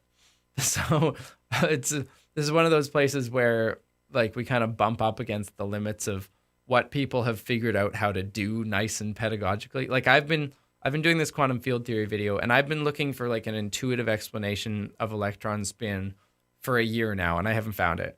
So if anyone knows if anyone knows how to do that, what, like, Alice is asking, do spins really mean anything? Yeah, they do. They mean they give the electron a particular magnetic moment that causes it to affect electron to interact with magnets in particular ways, and, like, they have there's a definite difference between a spin up and a spin down that corresponds to the way that the quantum field is waving. So there's some way that the quantum field is waving in a counterclockwise way versus a clockwise way, but, like, making that comprehensible to the lay person without just without doing it out of the Schrodinger equation or the Dirac equation, I haven't figured out a way. So anyways, it is just the raw fact that electrons come in two types, spin up and spin down. And now that you've got these two together, there are two possibilities kind of for how these orbitals could combine. They could combine in a way that sort of adds probability to them being in the middle, which is nice because then they're close to two different protons. Or they could combine in a way that where both of them are kind of avoiding each other here on the side. And they don't take that one, obviously, because that one's way more energetically costly. If they started in this one, once again, it would be like the P to S transition. They could just collapse down to that. So that's the steady state. There's H2. Wee. Hydrogen as a rule is found in nature as H2 energy configuring a molecule. It's that same thing, but we're mapping out the energy. This should really have this. I'm not entirely happy with this diagram because it, as a physical process, it doesn't make sense that the energy can't just go down. This thing would have to be emitting photons or getting jostled by other stuff to make it work.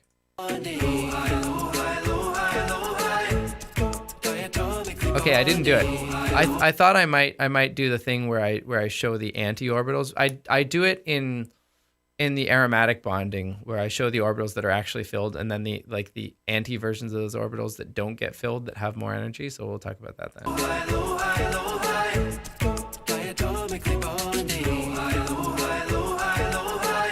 Not anti-orbitals, but like the orbitals that are like, because when you combine these two orbitals, you like add them up and you figure out what, like, now so far there's one state that this can be in and one state that this can be in.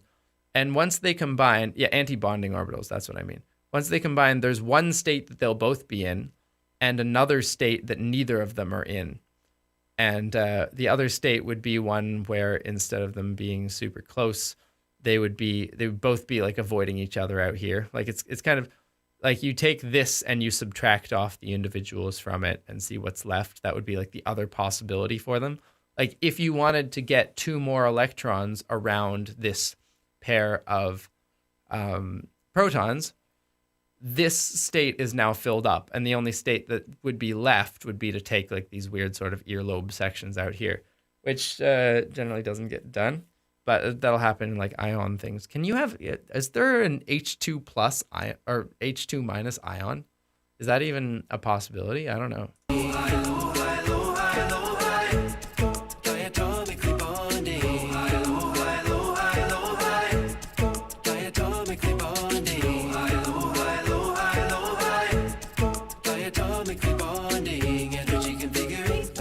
like that spin. I was getting a lot better at After Effects at this point. Like figuring out how to do like spins and motion blurs. And all of these, like this like wibbly wobbly stuff. This is just hand, like mouse drawn in After Effects. I kind of went, like I just kind of scribbled around for one frame and then for a next frame and then a next frame and then a next frame. And once I had a loop of 5 or 6 frames, then I just looped it. So all of these orbitals come from things like that, where I've just like, actually, I think they might all be the same, like the same, because this was the first one I drew. It was kind of the squash, this circular thing. So I took that little, I took this little thing, and then for the other orbitals, I like squished in various ways. So I think for the bonding orbital, I just like stretched it out a little bit in the X direction. For these ones I think I drew new ones, but I did some scribbles in rough lobe shapes for a few frames and then looped them again. Yeah.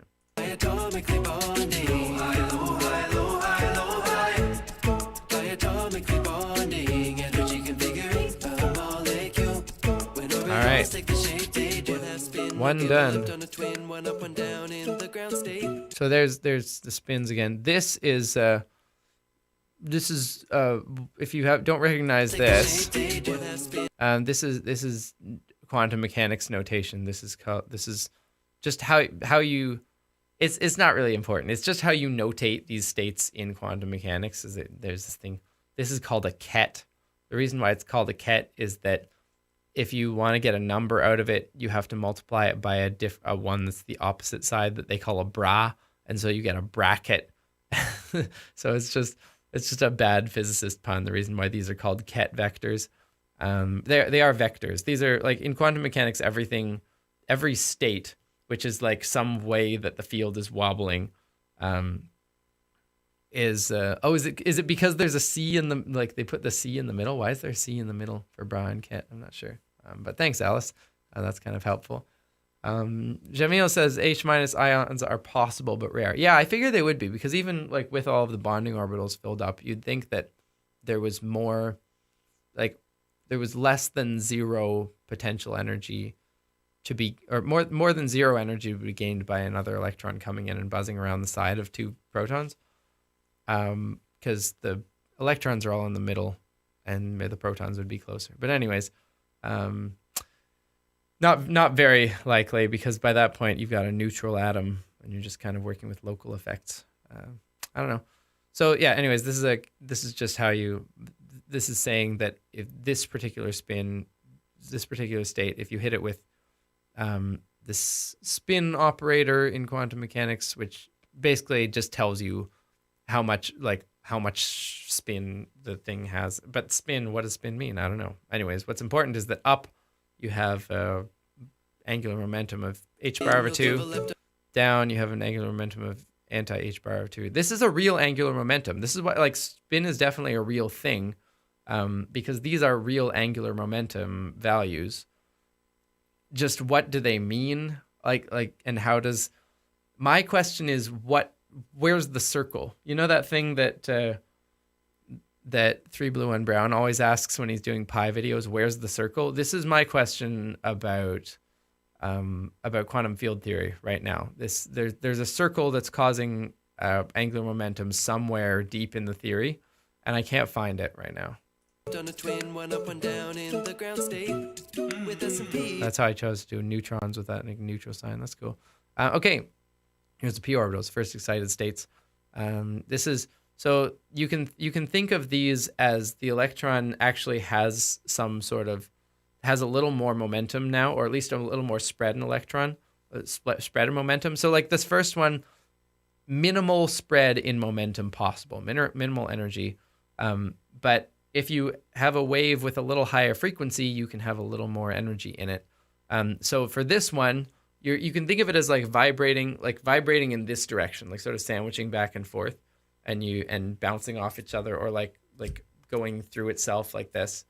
You can think of the 2p as that, and then the p is just another thing. But this, I was trying to do it in the z direction, but it doesn't really come through here. It's okay. It's on the screen for like 2 seconds.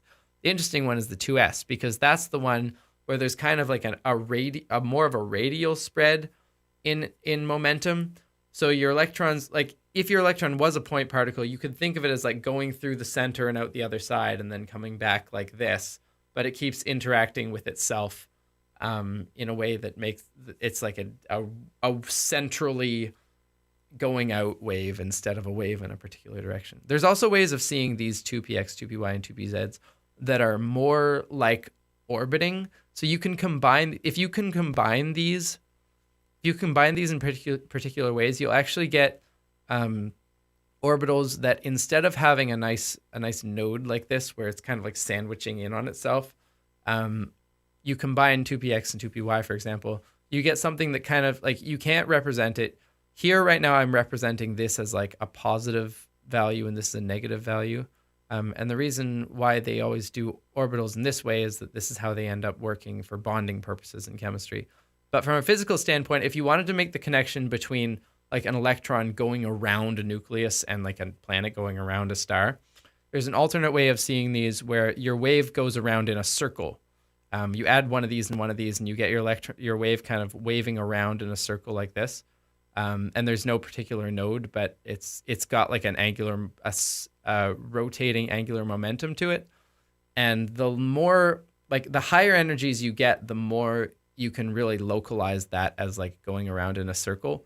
And so if you get high enough energies and high enough masses on or rotating things, there's kind of this smooth transition from looking like this to looking like just an object orbiting around another object, which is what we see in like the macro scale world.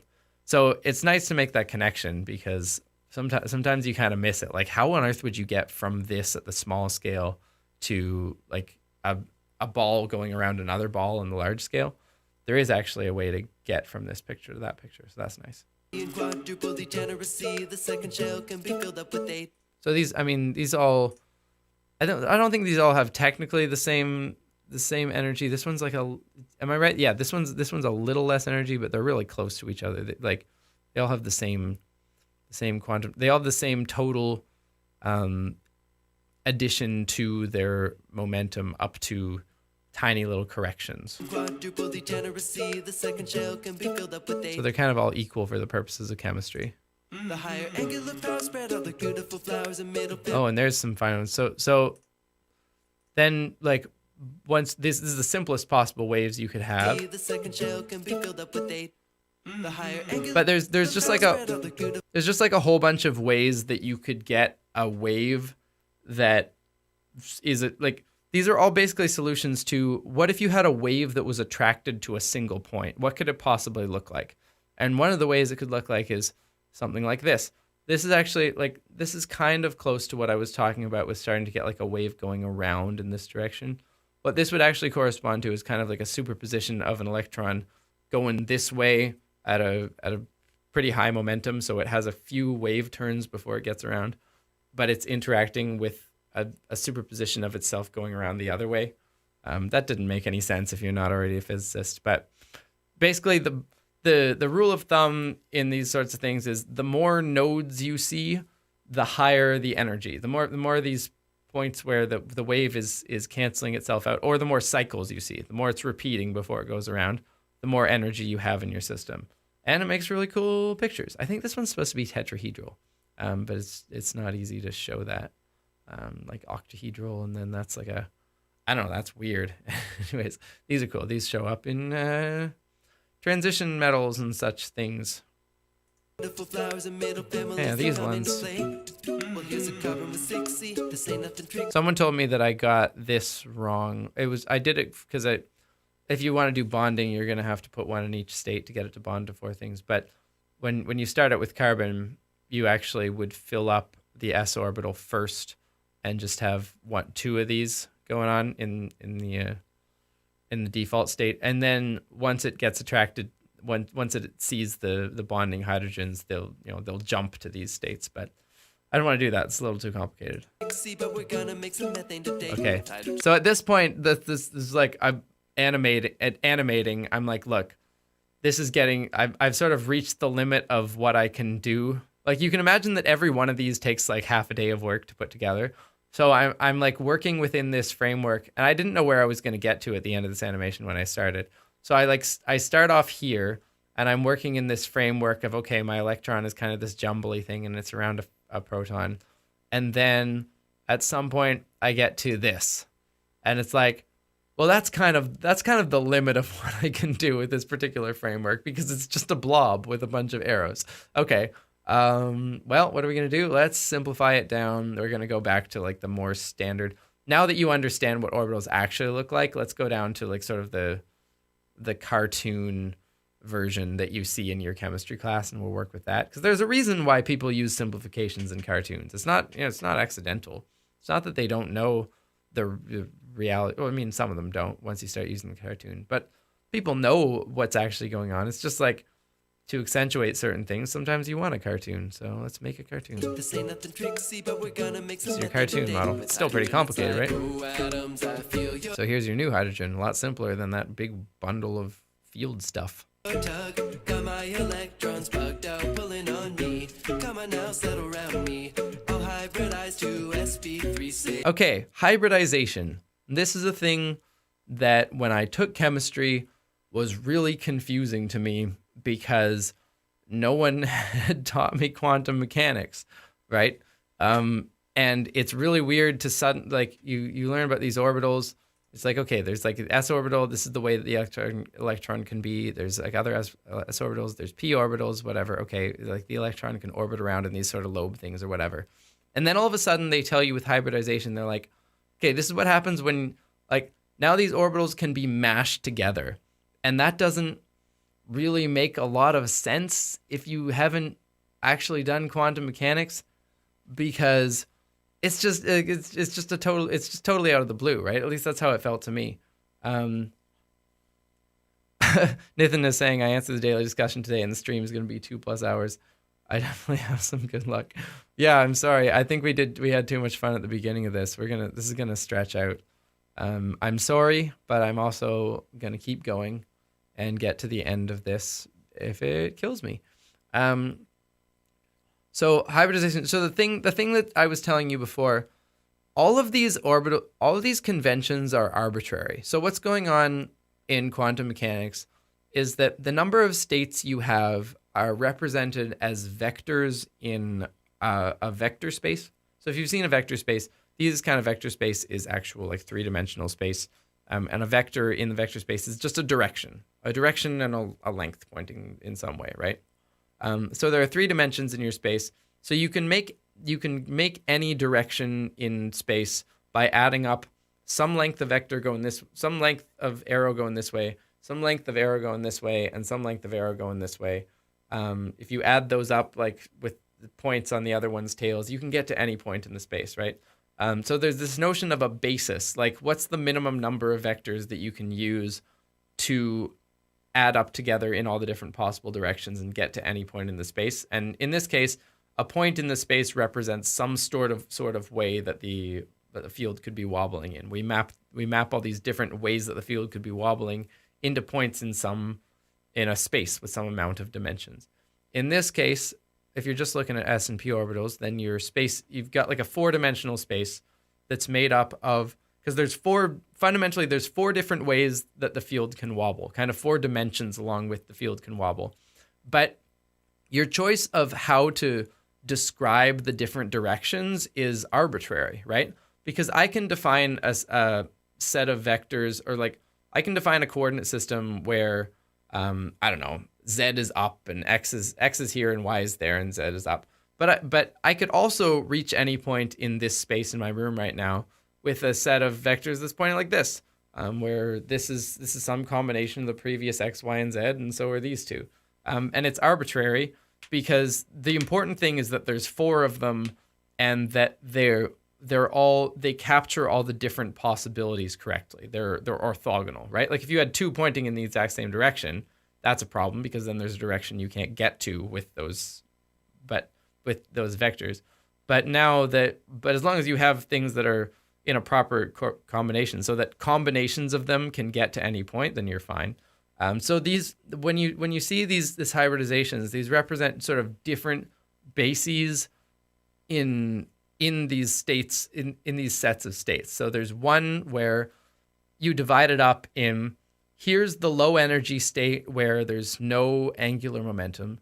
Here's the high energy state where there's no angular momentum. Here's the one where there's only momentum in the x direction. Here's the one where there's only, well, there's, I don't want to say no, but no net. Here's the one where there's more energy, more momentum in the x direction. Here's the one where there's more momentum in the y direction. These 4 states are independent, and we can add them up in different combinations to get different things. For example, if we add this one and this one, we'll get a state with some larger momentum in the x direction and in the y direction, and that corresponds to one that's going around in a circle, like I was saying before. But for the purposes of bonding, what atoms are trying to do is they're trying to keep the protons as far away from each other as possible, and keep their electron clouds as far away from each other as possible, because electrons don't like to be in each other's space. They start getting in each other's space, they physically can't, so they have to bunch up in weird ways, and bunching up causes you need energy to bunch up because you're localized in space, and which means you delocalized in frequency space. So the way that for purposes of chemistry, the thing that is being maximized once you have these 4 things is different, and so you want to have a different basis, and the basis that you come up with is this sp3, where you combine all the previous 4, and you get 4 that are identical to each other. They're just oriented differently, and there's a way to do that. They end up in like a tetrahedral structure, and this is as good of a basis to do all of the previous stuff as these ones. But what they don't have is nice properties in terms of like one of them has only momentum in a particular direction and the other one only has momentum in a particular other direction and stuff. So for some purposes they're bad, but for nature it depends what you're optimizing for, right? So this is what nature optimizes for methane. 3CO, carbon, here's our touch, spread out 109.47 degrees. This just happens to be the angles that you have in a tetrahedron. It's nothing really fancy. Come on now, follow our lead. Come on now, follow our lead. Molecules take the shape they do, combining states of the quantum. So there's another that one is, what is this, ethane? Is that ethane? Yeah. No, that's not ethane. That's a nitrogen. What is this? I can't remember the name of this molecule. It's something amine, methylamine. I don't know. Somebody tell me. But yeah, so this is still just like tetrahedral. That's that breakdown. Quantum rules, like when a shell goes sp2 for sigma pi double bond. Now so there's just a bunch of different ways that you can break down the states, right? So if you've got a molecule of this type that you're going to have 2 of the electrons bond over the top here, then you're going to have a different sort of constraint on the energy. So this can all be written down. This interaction can be written down in terms of like the s orbitals and p orbitals separately. It can be written down in terms of the sp3 tetrahedral orbitals if you want to, but like these are going to be some strange mixed combination of those, and it's going to be really confusing. Methanamine, okay.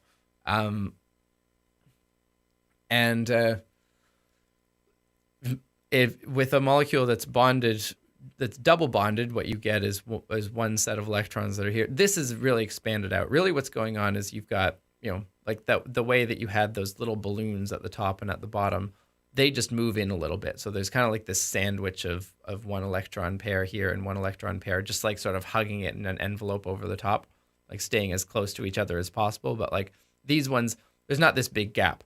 Really what it is these ones the ones at the top and the bottom can't get in this one space because of Pauli exclusion, right? So this is once again a cartoon, but this is mostly made of p orbitals. This is mostly made of s orbitals. So we call this one a sigma for s and a pi for p. And then these ones just hang around. These ones are free to go and connect to the hydrogens that they want to connect to. They kind of envelop them. So what you want is something that has a really tight like these 2 as tight as possible, and then these ones spread out as much as possible. And so you get these planar, like this planar 3 lobes here. Those are sp2 orbitals. And then you think of this as just like one p that didn't really do anything. So there we are. And as widely as they're pervading. So there they are again. We're back to the old view. So here's our p orbitals. They're hugging real close. You've already now we're getting mixtures because the the orbitals that are first bonding these things together are all they're all here. There's all sigma bonds here, and this is really the tightest bond, the pair that's holding it together. Because electrons are filling up this disk, the other electrons have to. Methanamine isn't a thing. Okay, so what's it actually called? CH3NH2. Somebody, because I missed it in the stream before. I don't know. Yeah. So these are pushed out by the electrons that already exist. Methylamine. Okay, I was right the first time. Dang. Isn't that what they use in Breaking Bad? So these ones are pushed out. They still want to bond because it's still energetically advantageous to them to get off of their little islands here and like spread out. So they end up like these sigma ones are really localized. They're stuck between two protons. But these ones, not only can they spread out between two of them, now all of a sudden they can spread out all over the place. So we get these nice resonance structures that are about to form. Yeah, so like this is another way of like the different ways that electrons can wave. Here's the lowest energy one. That's like a pair of electrons that are just waving. The only way that they're waving is up and down. There's a node here in between them. So they are waving up and down. They're avoiding these electrons here. But otherwise, they're just spread across the whole molecule, which is nice because the further around you're spread, the lower your energy can be because you're not contracted. Contracted waves are high in energy, remember. These ones have to be contracted a little more because now this pair has taken up the nice, the nice perfectly symmetrical version. So there's two things it can do. It can wave in a way that has one node, like still a node here and another node here. It gets kind of cross pattern, or it can wave kind of across the middle. Like this one's corner to corner and this one's side to side, I guess. So these are all waving kind of in complementary ways and they're doing this really cool dance where they're like all avoiding each other perfectly to avoid the constraints of the fact that there's only one way. The field can only wave either 1 or 0. It's pretty cool, but it's just it's not like anyone planned it. It's just how it settles in. And then there's 3 other states that you'll see, which are the states that it doesn't pick because they're energetically sucky. And we represent all that complexity with just this nice little aromatic ring, because we just do layers and layers of reducing the complexity so that we can actually chunk our understanding. Yeah, here's the other possibilities of ways that an electron could wave across this molecule. And you'll notice that these ones have a lot more nodes in them. They're a lot higher energy. This one has a node here, here, here, here, here, here. It's basically just p orbitals, but even more sort of stuck in their place, isolated.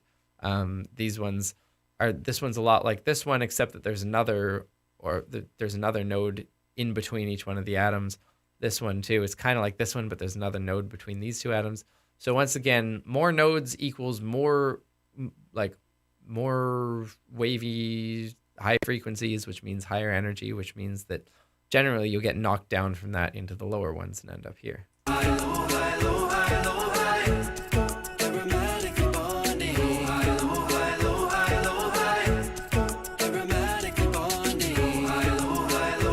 There's a cartoon of a triple bond. You would think of this as, the pair in the middle and then a pair hugging it here and a pair hugging it here. But we draw it out with these p orbital bonds up and down so we can see it. Because even this is immensely complicated.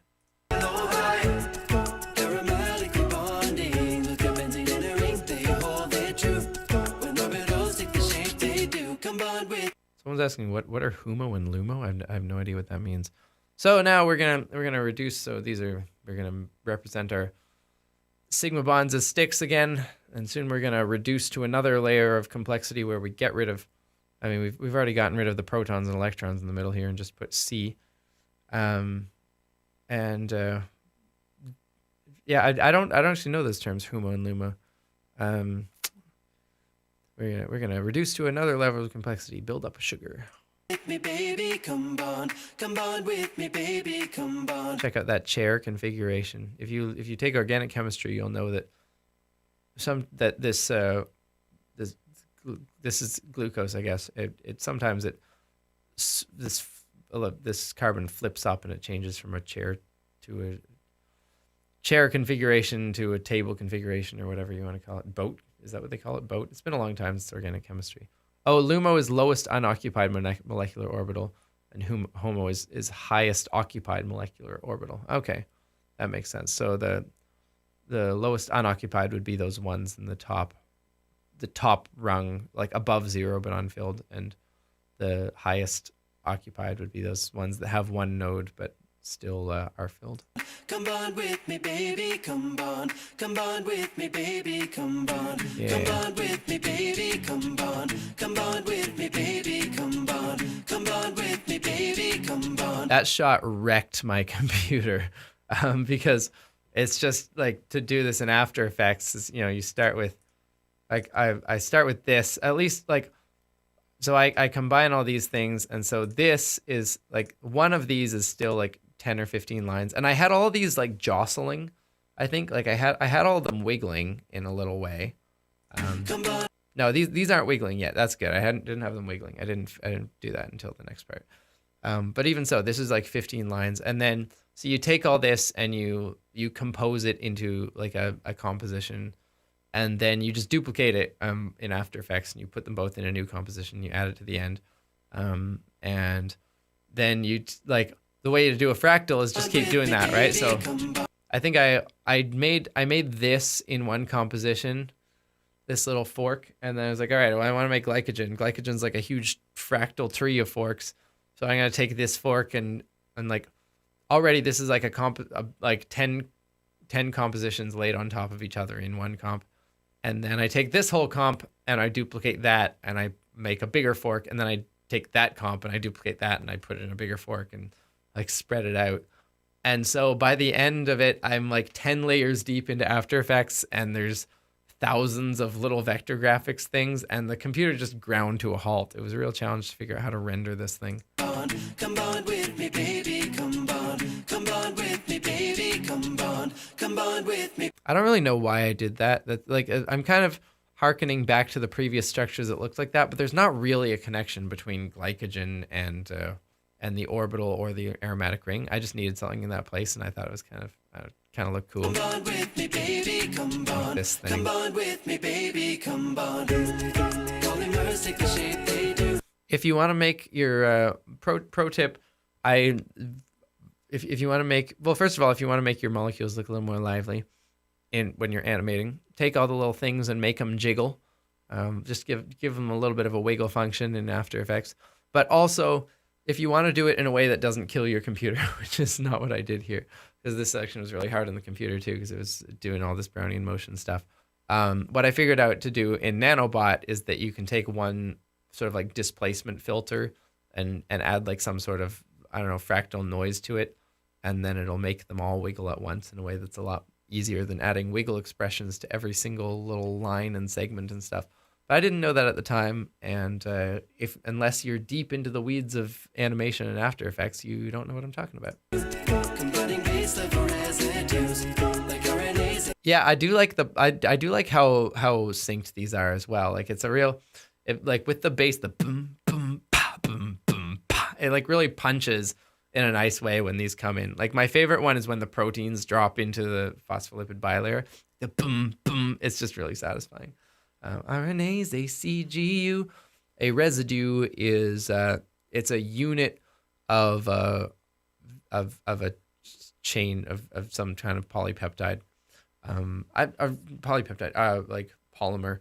I don't know if residue is a general term for any sort of polymer, or if it's reserved for particular kinds of biomolecules. But anyways, it's just like a repeating unit. Base level residues here. The four bases: adenine, thymine, cytosine, and uracil. I don't know which one's which. ACGU.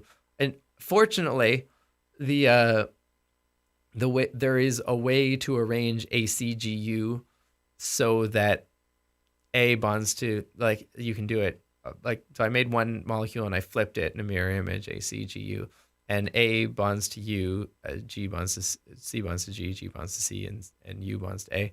So I could get the lyric to actually line up with this nice sort of like stoplight animation thing, which took I don't know, is maybe is an inevitable consequence of combinatorics, but it took a while to figure out. Hey, hydrogen bonding. How does hydrogen bonding work? It's still a little unclear to me. Someone explain hydrogen bonding to me, and maybe I'll read it out. Oh, there's a weird little. So what happens with a peptide bond? So that's how proteins work with like these nitrogen backbone, carbon nitrogen backbone. And here's, I got really lazy with the R groups because like there's a whole bunch of different kinds of amino acids. Each one of these is an amino acid being added to this chain. And the differences between different amino acids is they have these different groups, these different molecules basically on the ends of the sticks here. These R groups have like a whole bunch of different functions, and that's what makes them fold up in weird, interesting ways and attract to each other and all this. So there could be an aromatic ring here. There could be like an acid. There could be something with nitrogen or whatever, right? But I didn't want to do that much work, and it would have been super messy. So this is just R's here. But yeah, when these amino acids bond to each other, they actually do it by losing, like, one of the byproducts is a water molecule every time one attaches on, because they've got like one has an OH and the other has an H at the end. So they combine, they get rid of it, and they release a water molecule, and then you get this bond, peptide bond.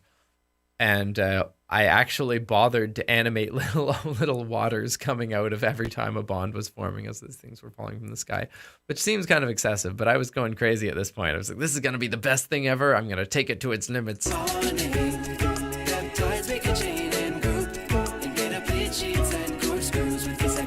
This I like traced. I managed to trace from some sort of animation and then make at least a cartoon of something that looks like a sensible protein. Let's see. Hydrogen bonding is basically magnetic attraction. The nitrogen steals the electron from the hydrogen, makes it a little bit positive, and the oxygen, on the other hand, just has a lot of electrons, and that's a little bit negative. Okay, I don't know if that's basically magnetic attraction, but that makes sense. Right. So if you've got an atom where the electrons are peeled away a little bit, and an atom where there's a little bit more electrons than usual, just from the way that electrons like to go into their lowest energy state, then one will be a little positive because there's less electron in it, and the other be a little negative because there's a little more electron, and then they'll want to bond together. So then you get these things between hydrogen H, which likes to be positive, and O, which likes to be negative. These little bonds that form, and you can solidify these structures. Cool. I mean, it's not magnetism because it's not. Well, yeah, I guess it is a dipole reaction interaction. I don't know. It's electrostatic. It's, if you're gonna say it's basically magnetism, it should have something to do with charges going around in circles. So another layer. This is the final layer of simplification. Well, I guess there's a couple more layers of simplification, but here's your nice phospholipid. I tried to give some curvy ones some cis bonds, because that actually is what happens with your phospholipids. Sometimes there's these double bonds that cause them to crook, and that's really important for keeping your membranes from. There's a very delicate balance with these and with cholesterol and stuff that keeps your membranes just the right amount of like solid but liquid, kind of flowy at body temperature. So if you have too many of these, it'll be liquid and fall apart. If you have too many of these, it'll be too solidy.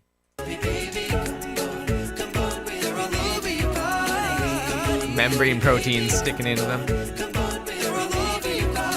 All right, this also killed my computer to do, because you can imagine each one of these is built of a whole bunch of those little beta pleat sheets and alpha corkscrews. And then you put those in a big clump, and then you duplicate a bunch of those, and then you get a whole bunch of your phospholipids in a vesicle over here. And it's just, it was not nice to the CPU. Let's put it that way. I decided to transition to the next level of simplicity before I got to the mitochondrion, because it's like there's no way I'm trying to animate a mitochondrion out of basic molecules. I have no idea what it looks like. I'm just gonna do that. This ends up showing up in Evo Devo to start it off. And then this is a very unrealistic view of human cells. They don't actually have like little holes in between them, and they're all circular and forming this nice like grid as if you put a bunch of pennies down on a table.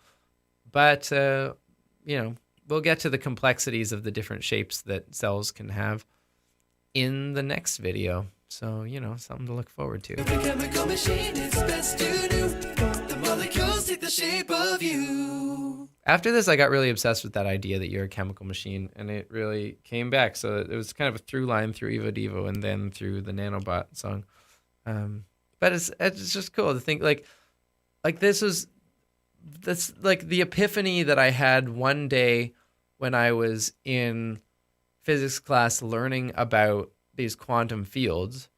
I don't know. There was kind of this moment of realization that I had when I learned that, this part that electrons are also waves in fields, where like my mind sort of like one day coming out of quantum field theory class, my mind kind of tunneled up through all these levels all at once, and it was like I walked out and had this suddenly completely different understanding of the world, where it's like, holy crap, everything is these.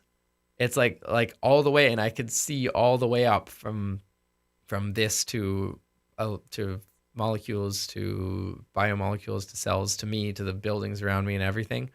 Like, wait a second, I feel like I just discovered what the world is and what I am in some way. And that was something that I always really wanted to find a way to share. And I'm still trying to tackle that at different angles. I think like my new quantum field theory video that's going to come out is also doing that same thing, like showing that more directly, kind of skipping all these intermediate steps. But it's just one of those things that I'm like, people need to know about that. That's cool. So yeah, and then he walks off, and that's it. I'm gonna skip the ending on this one because it's just an ad. It's an ad for this app that I did, and we don't need to watch the ad. So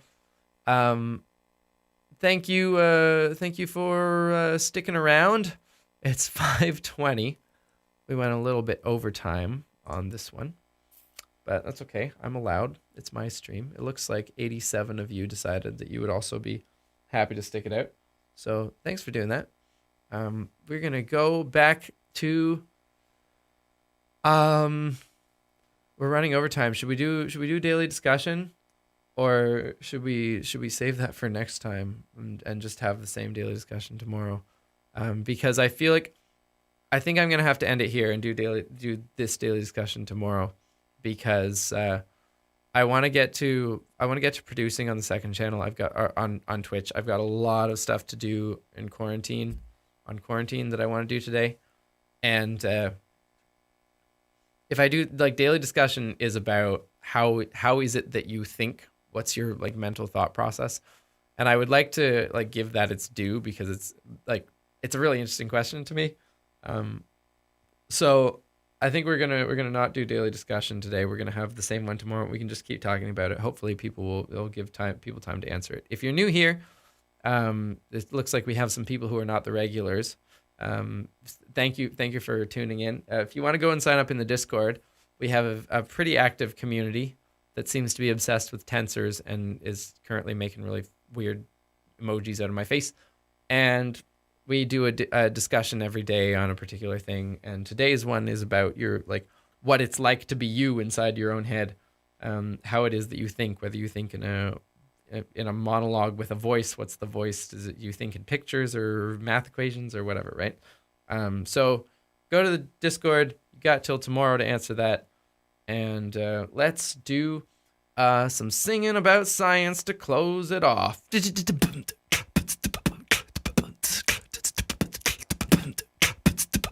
Oh yeah, check it out now.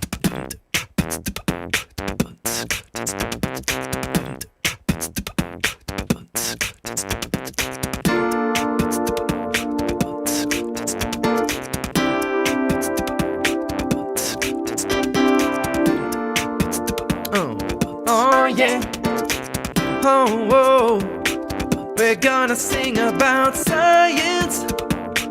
We're gonna sing about science. Yeah, we're gonna sing about science. We're gonna sing about science. Yeah, we're gonna sing about science. We're gonna sing about science. Yeah, we're gonna sing about science. We're gonna sing about science. Yeah, we're gonna sing about. Oh, what do we sing about? Do we sing about the energy of various electron configurations going around in a molecule? They can wave up and down. Oh, you got energy fast or slow. If you got more nodes in your mode, then you're going faster. Better slow down a bit. In a photon, it'll be a disaster. Let's see. Alyssa Gavin says mitochondrial DNA. Oh yeah, yeah. Mitochondria came from bacteria one day long ago. They had their own genome and everything. It probably started out as a parasite. Came into your cells and made a home. We decided they were alright. They co-evolved. Kept some of the genome. All the stuff that is involved with making ATP. Oh, but their replication structure, I think, or maybe other parts of it have been outsourced to the cell. So your genes contain mitochondrial DNA as well. Use it to build them all. That's how the partnership goes. Mitochondria are endosymbionts. Oh yeah. It is the same thing with various types of chloroplasts, other plasts that you got in your gas of things, plants. They are also from other types of organisms. Symbiosis is really cool. It's also the thing that coral do. It's all over you. You got bacteria in your guts. Without them, you would die. You got viruses there on the lining of your stomach, keeping the bacteria in check. You got other viruses inserted into your DNA, helping you replicate, be a placental animal. Oh, symbiosis is complex and really cool science. We're gonna sing about science. Gonna sing, we're gonna sing about science. Oh yeah. We're gonna sing about science. Yeah, we're gonna sing about science. We're gonna sing about science. Oh, yeah, we're gonna sing about science. We're gonna sing about science. Oh yeah. Yeah, we're gonna sing about. We're gonna end the stream here on YouTube, but if you wanna see more singing about science too, you can go over to Twitch, where we'll do a little more, then we'll produce quarantine some more. Oh, tell me what your name is so I can read you out, so I can shout you out for your chat and your participation till the end. Oh, wake me up by Avicii, says Galloway, that's from a long time ago. Gaiowa, yeah, Science Switch is back. Hey, Mighty Snipe, Vine Vineyards, Dragging the Water, Ladutinus over on Twitch, on fire, yeah.